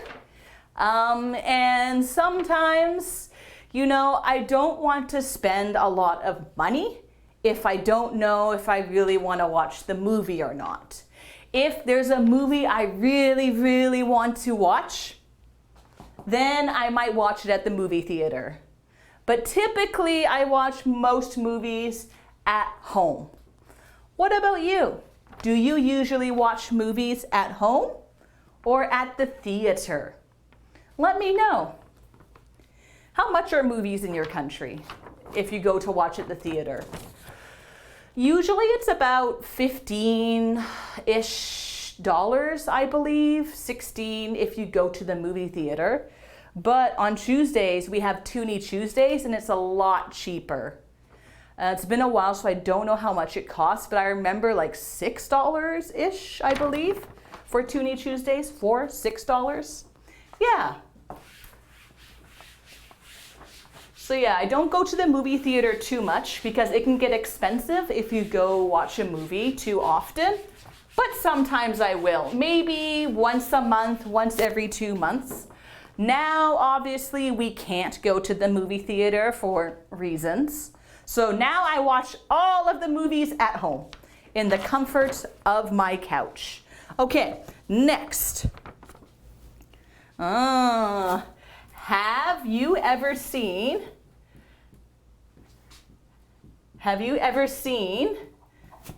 the same movie more than once? More than once. I think most people would say yes. So me, I would say yes. I have seen, I'm going to use the same example again. I have seen Titanic more than 10 times. Oh my goodness. So yes, I have seen Titanic more than once. I've seen it many times. How about you? Have you ever seen the same movie more than once? And what movie was it? I'm curious. I wonder how many times you guys have watched one movie. Usually, I think I watch most movies 1 to 2 times. Typically, that's normal for me. So, to watch it 10 times or more, that means I really like it. Do you guys have any movies you've seen more than once? Give me a shout out and let's see. Okay. Let's see. Okay, let's skip number 8. And we're going to go to number 9. Number 9. What is the scariest movie you have ever seen? I don't watch many scary movies, so I'll have to think hard about that. Okay. What is the scariest movie? The scariest movie you have ever seen? What's the scariest movie you've ever seen? So I feel like this is not the scariest movie, but I can't think of anything else really scary at the moment. Mean Girls. Oh, why is Mean Girls the scariest movie you've ever seen? I really want to know. So, okay, the scariest movie I've ever seen is, okay, we're gonna use Van Orion's example, Mean Girls, because the girls are mean. Yeah, that's true. I have seen that movie. I actually really like it. But yeah, those girls are pretty nasty and mean, so I could understand how that might be kind of scary. I still find that kind of a funny answer though. That's awesome. All right, so Mean Girls is a scary movie. For me, I'm gonna say 28 Days Later, maybe. I feel like there's a scarier movie I've seen, but I can't remember anything super scary. So let's say, for example, 28 Days Later. The zombies running after people and they're shooting guns at the zombie. So the zombies, they're running. These are zombies that run, they jump. So it's kind of scary for me, I suppose. So that's the scariest movie I've ever seen. Let me know about what your scariest movie is. Now, moving on from scariest, let's do funniest. What is the funniest movie you have ever seen? So, what makes you laugh a lot? What's the funniest movie you've ever seen? So for me, I don't know, I laughed a lot during Mean Girls personally, but the movie, I think the funniest movie I've ever seen is the Lego Movie. I really liked the Lego Movie. It's like an animated movie, and it might look like it's for kids, but adults can watch it too.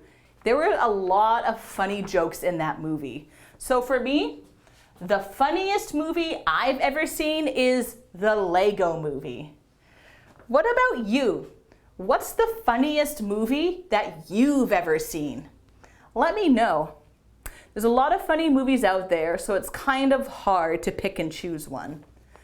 For me, what's another good one? Easy A is another funny movie that I liked. Kind of a comedy, American comedy. She's the Man, another good comedy. Shaun of the Dead. It's a zombie comedy movie, and I really liked that one. I laughed pretty hard at that one. So yeah, let me know if there are any movies that were very funny for you. Okay, the funniest, the most romantic, I guess we could talk about romantic movies. Okay, let's talk about romance. And Home Alone. So that was the funniest movie you've ever seen. Oh, nice. Okay, yeah, Home Alone is a pretty funny movie. Okay. The most romantic. Okay, actually, you know what? We're not going to do most romantic. That's a silly question. Let's do a different question. This one's better. What is the worst movie you've ever seen? Okay, this is a good one. What is the worst movie you've ever seen? What is the worst movie you've ever seen, and why was it so bad? So I'll start off. Let's see. The worst movie I've ever seen. So this means like awful, terrible movie that you hate, like just really bad is, oh gosh, that's a hard one. The worst movie I've ever seen. Okay, this one, it's kind of like, it's bad, but in a funny way. I also laughed a lot. It's a movie called The Room. I think it's pretty famous. And it was just like, yeah, just like really bad acting, but it was funny. But pretty bad movie. Oh, Van Orion says, Star Wars, Rise of Skywalker. Oh, okay. So the newest Star Wars movie. Oh, you didn't like it. It was the worst. Why was it the worst? You don't have to write out why, only if you want to. Yeah, that's an interesting answer. Everything. Oh, you really didn't like that movie. Okay, I see. Yeah, that's fair. I saw it. It was okay. I didn't hate it, but I didn't love it. But hey, to each their own, right? Okay. And if there are any other really bad movies that you didn't like, be sure to let me know in the comments, guys. Okay. Last question. What is the last movie you saw? Okay. What is the last movie you saw? So that means the most recent movie. So for me, the last movie I saw was Onward. It's a Disney movie. The last movie I saw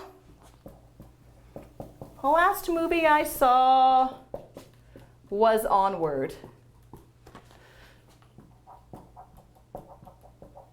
So this is a Disney movie, and it's about two elf brothers, and they're on a quest to get their father back for one day.